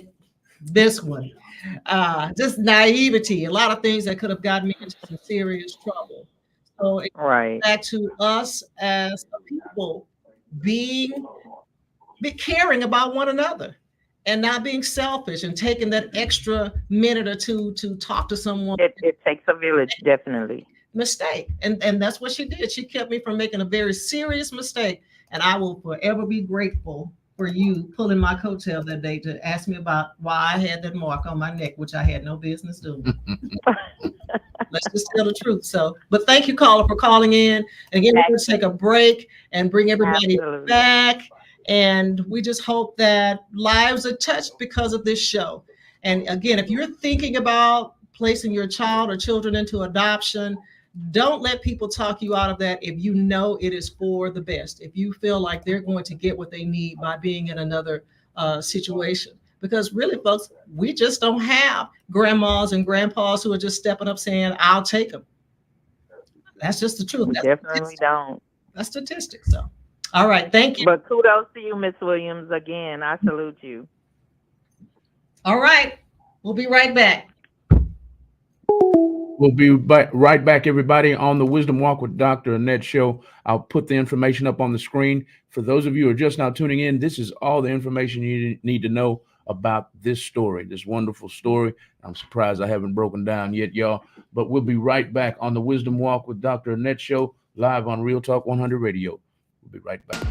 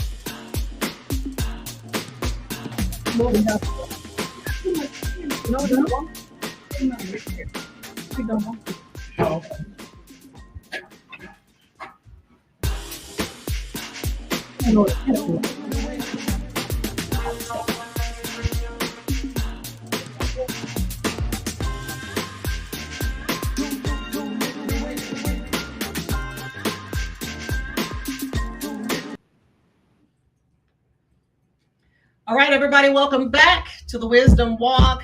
We have Miss Williams, who is Danielle's mom, and Danielle, who is the mother of Monique and Dominique. And this has really been an awesome show. We want to thank you guys for sticking around and supporting us tonight.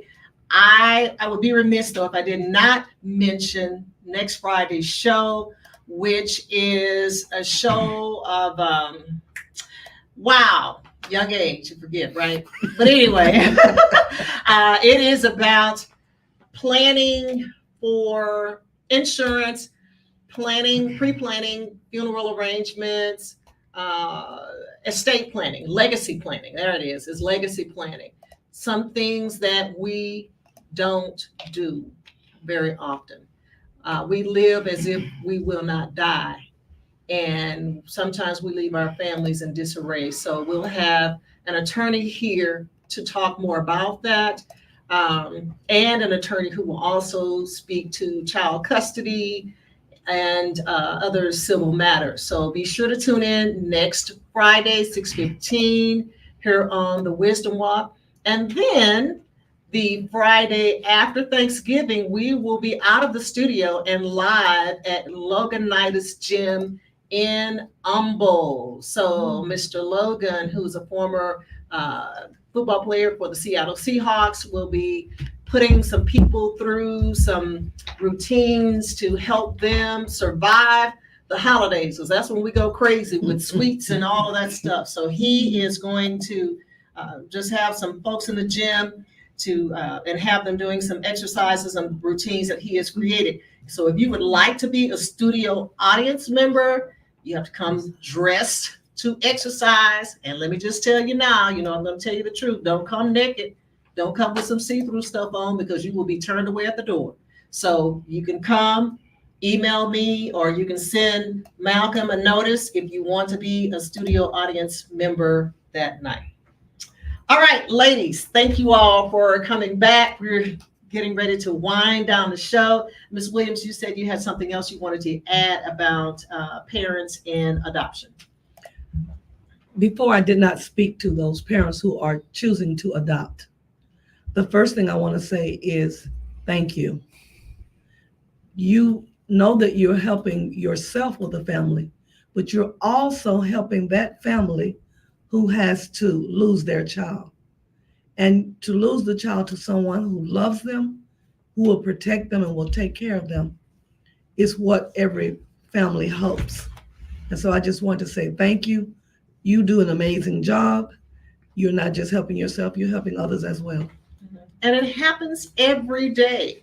I think this is an area that people don't think about until it's at their front door. And again, just having worked for Children's Protective Services for so many years, it's just alarming how quickly a parent's rights can be terminated and how quickly a child can be placed into adoption. So yeah, it's concerning for me. And again, just knowing both sides of that coin, everything that the parents go through emotionally, they don't want to lose their rights. Even parents who are addicted to drugs, they don't want to lose their children. But again, it happens. Okay, so Danielle, I'm coming for you in a good way. I'm ready. In a good way. I'm ready. You and I spoke about a week ago, and you briefly talked about the relationship between you, Monique, Dominique, and your son, who I have not met. What is it like for you? Salty about that.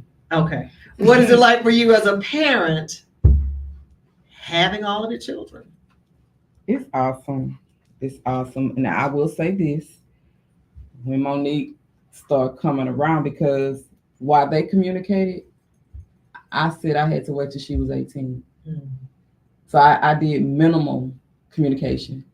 So when she actually could come around, it wasn't that I was letting her get away with less, or she just didn't know me like that. And I told her when she came around, you can call me what you want. So you can call me Mama, or you can call me Danielle, you can call me D.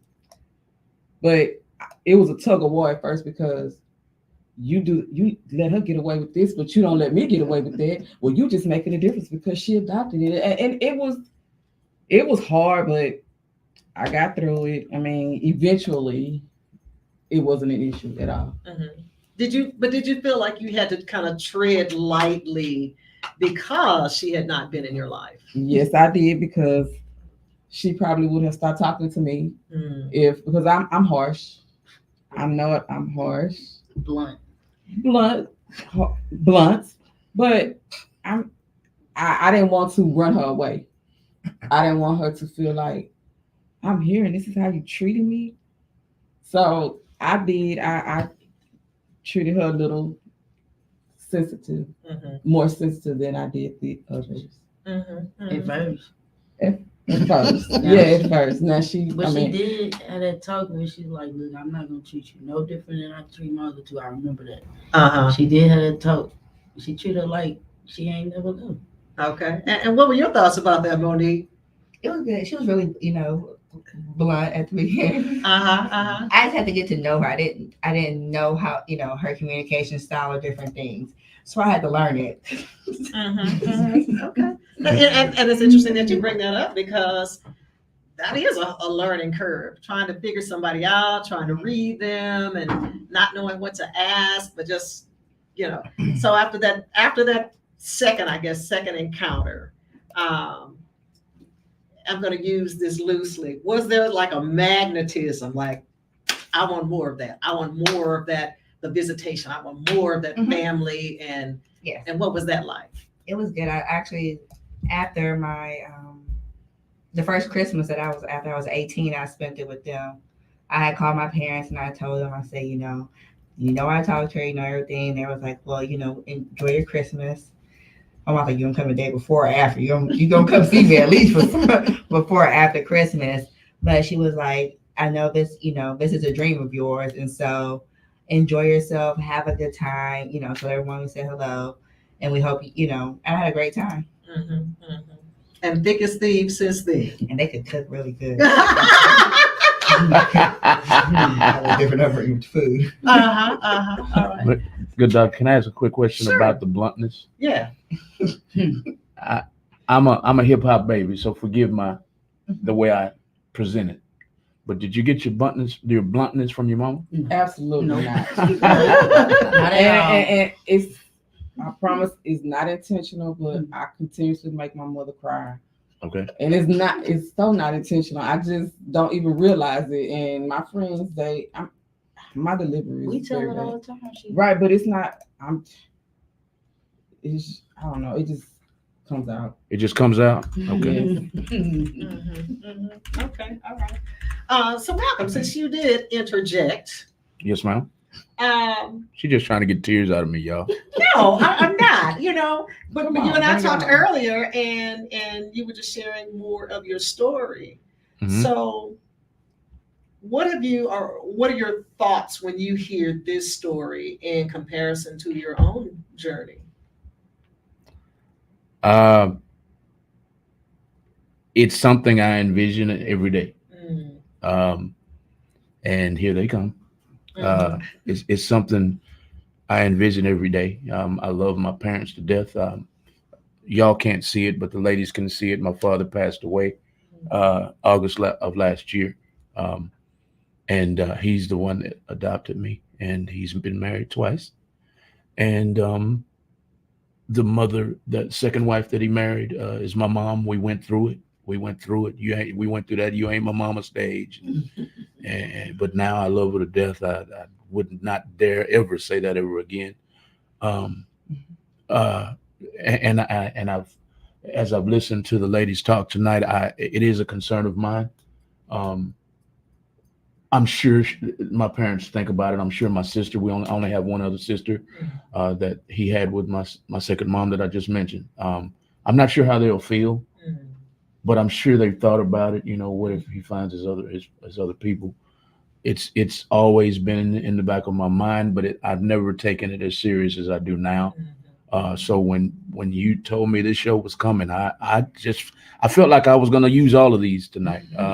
I've actually done better than I thought. It might be because I'm preoccupied with running the show. But to answer your question more directly, this is something I've envisioned myself. I don't want to be heartbroken by visiting a grave. I've envisioned myself walking up sidewalks or meeting them at their jobs, or like y'all mentioned already at the homecoming game. That's something, of course my mom's not going to be at a homecoming game, but I'm saying, maybe she works at a law firm or at a hospital. I've envisioned myself walking into the hospital and with some roses and saying, hey, I tracked you down. I'll be, What's holding you back?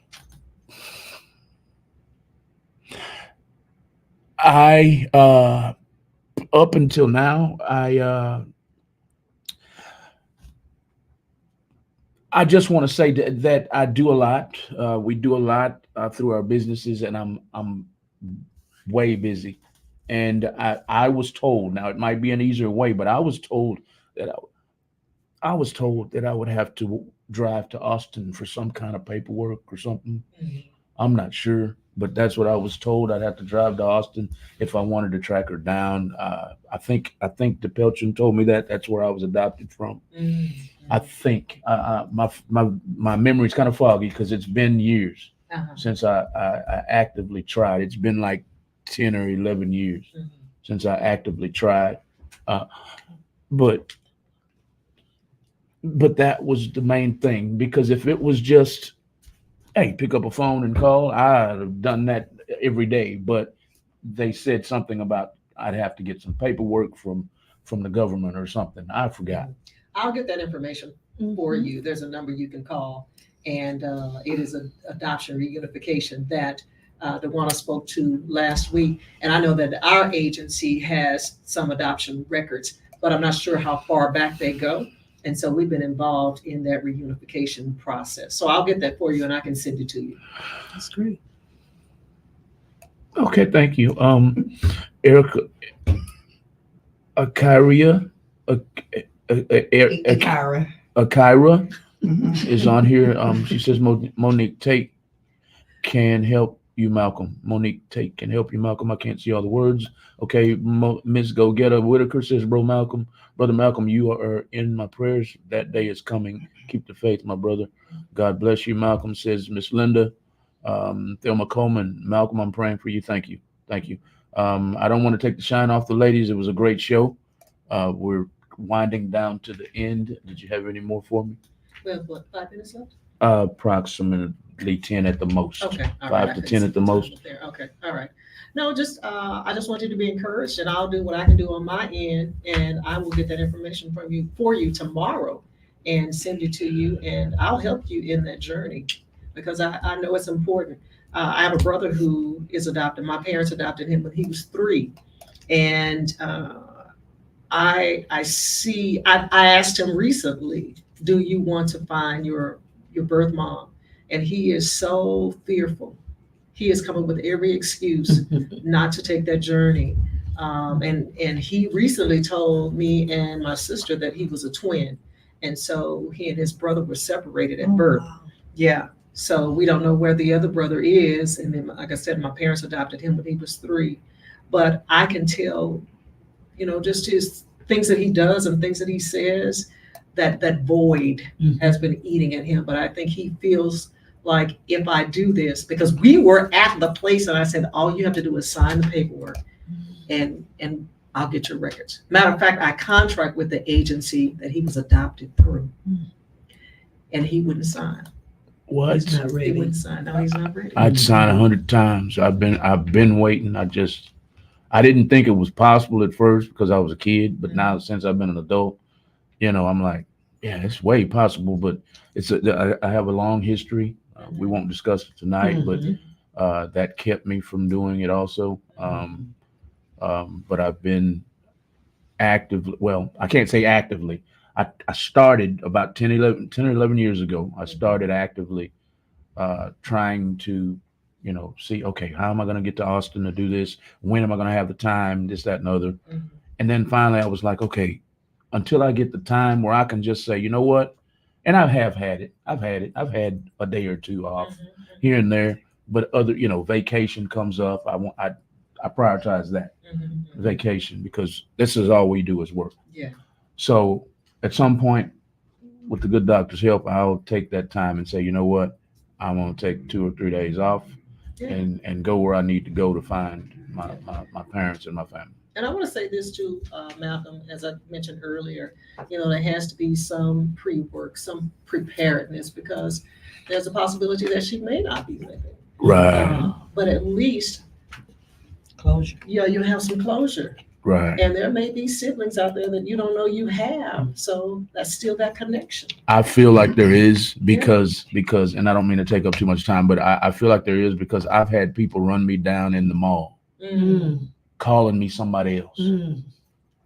I forgot the name, but running from, I'm not going to say 100 yards away, but they run at least, 20 or 30 feet away.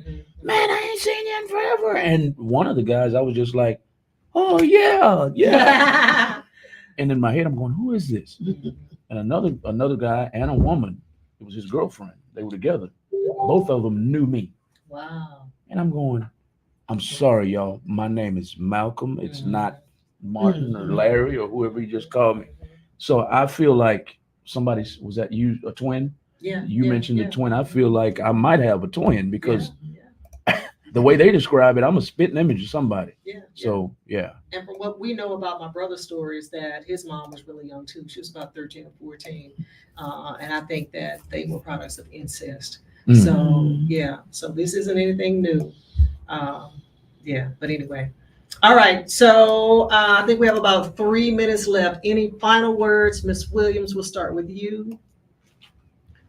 Thanks for inviting us. I enjoy being a part of the show. Well, I'm glad that you're here. Danielle? I just hope this helps someone. Yeah. That's it. Okay. It's never been a secret. It's nothing to be ashamed of. If there's something that you feel you need to do, do it. Okay. Monique? I'm very glad that I did the podcast. I was very nervous, very, very nervous, extremely nervous. But I'm glad that I came through, and I hope our story helps someone else. Mm-hmm. Dominique? I don't have nothing to say. Okay, all right. So again, guys, next Friday, we want you to tune in. We have attorney Alicia Jones who will be here. She is a family lawyer, and she will speak to child custody. She will talk about placement in the foster adopt system, but she'll also talk about legacy planning.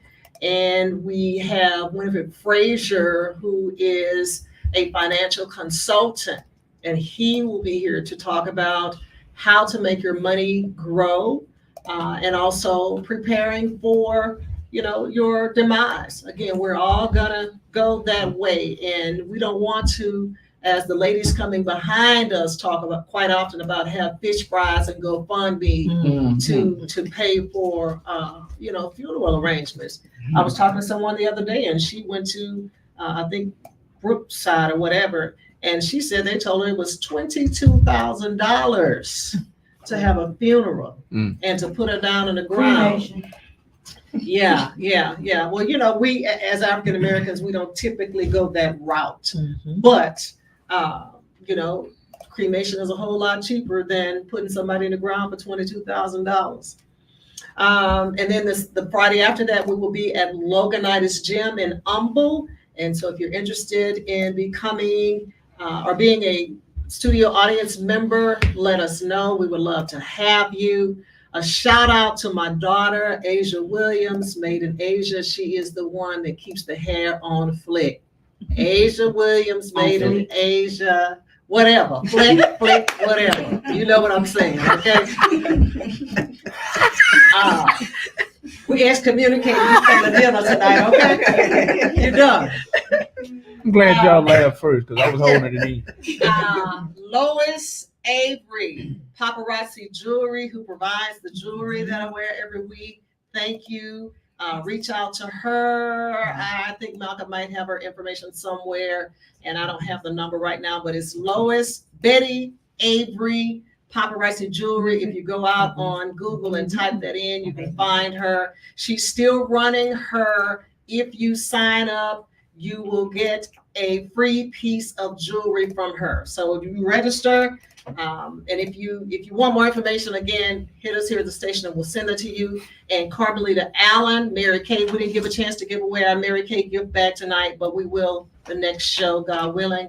And she is also running a 15% off your purchases for the holidays. So if you're interested in ordering something for a loved one, for Christmas, whatever, give her a shout out. And again, if you hit Malcolm up, he can send you that information.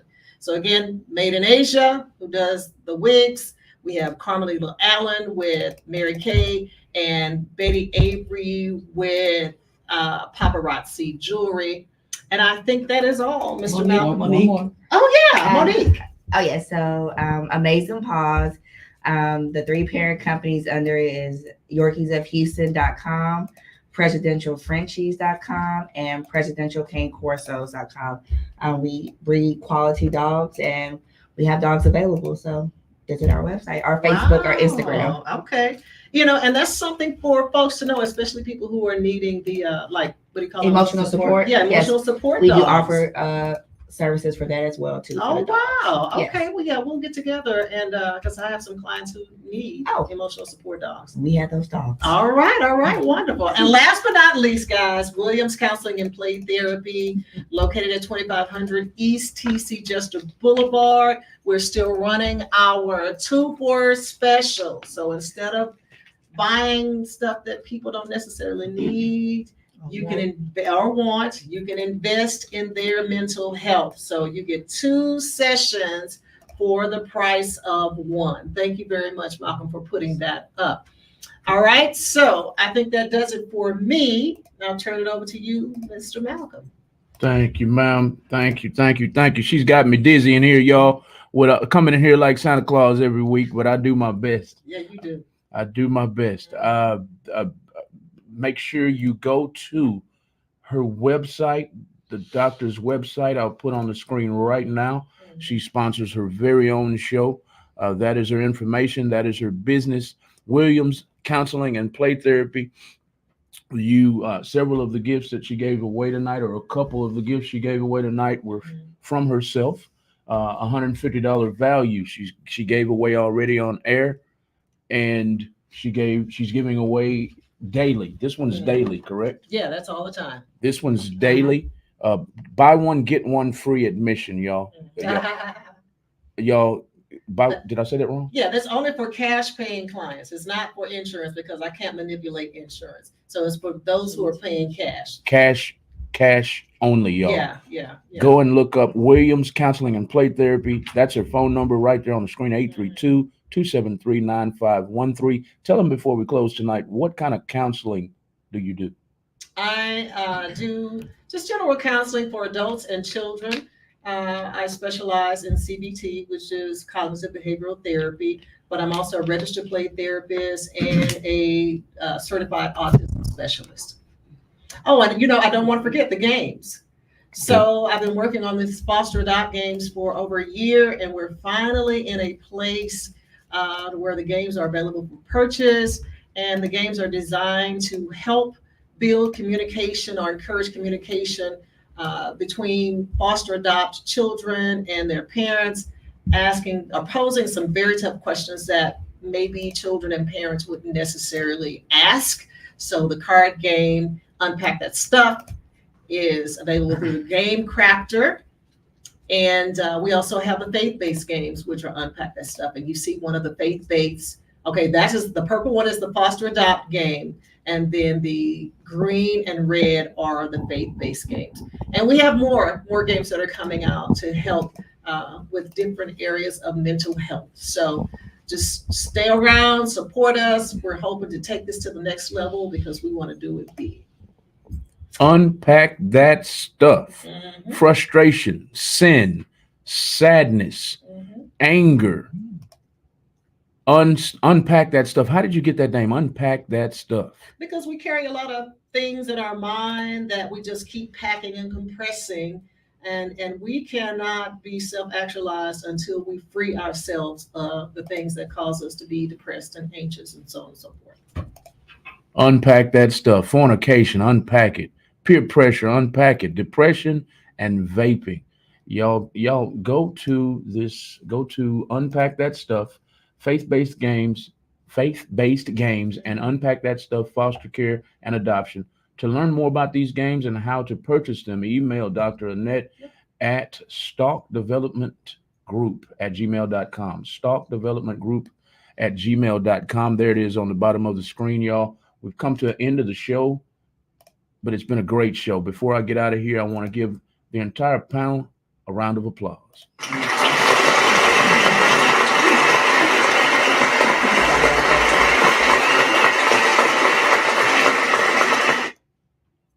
We're closing now. As Dr. Annette has already alluded to, we have a great show coming up next.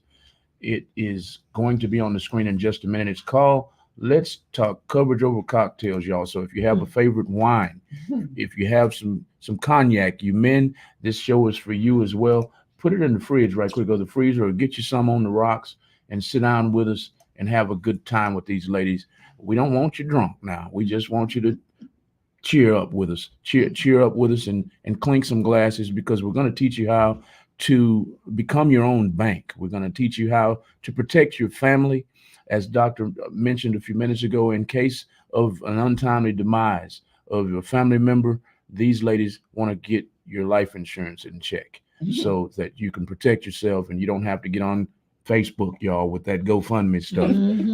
I get so tired of seeing that GoFundMes and fish fries. A lot of education is coming up on Let's Talk Coverage Over Cocktails from 8:30 to 10:30. We're out of here for the night, y'all. This has been the Wisdom Walk with Dr. Annette Show. We want y'all to tune in every Friday night from 6:15 to 8:15. She's a therapist right here in Houston, and she's on. Sorry, y'all, I'm breaking down again. Forgive me. She wants to educate the community on health, mental health and wellness, everybody. Mental health and wellness is what this show is about. Tune in every Friday night from 6:15 to 8:15. It's been a great show, y'all. Good night. Good night. Thank you all.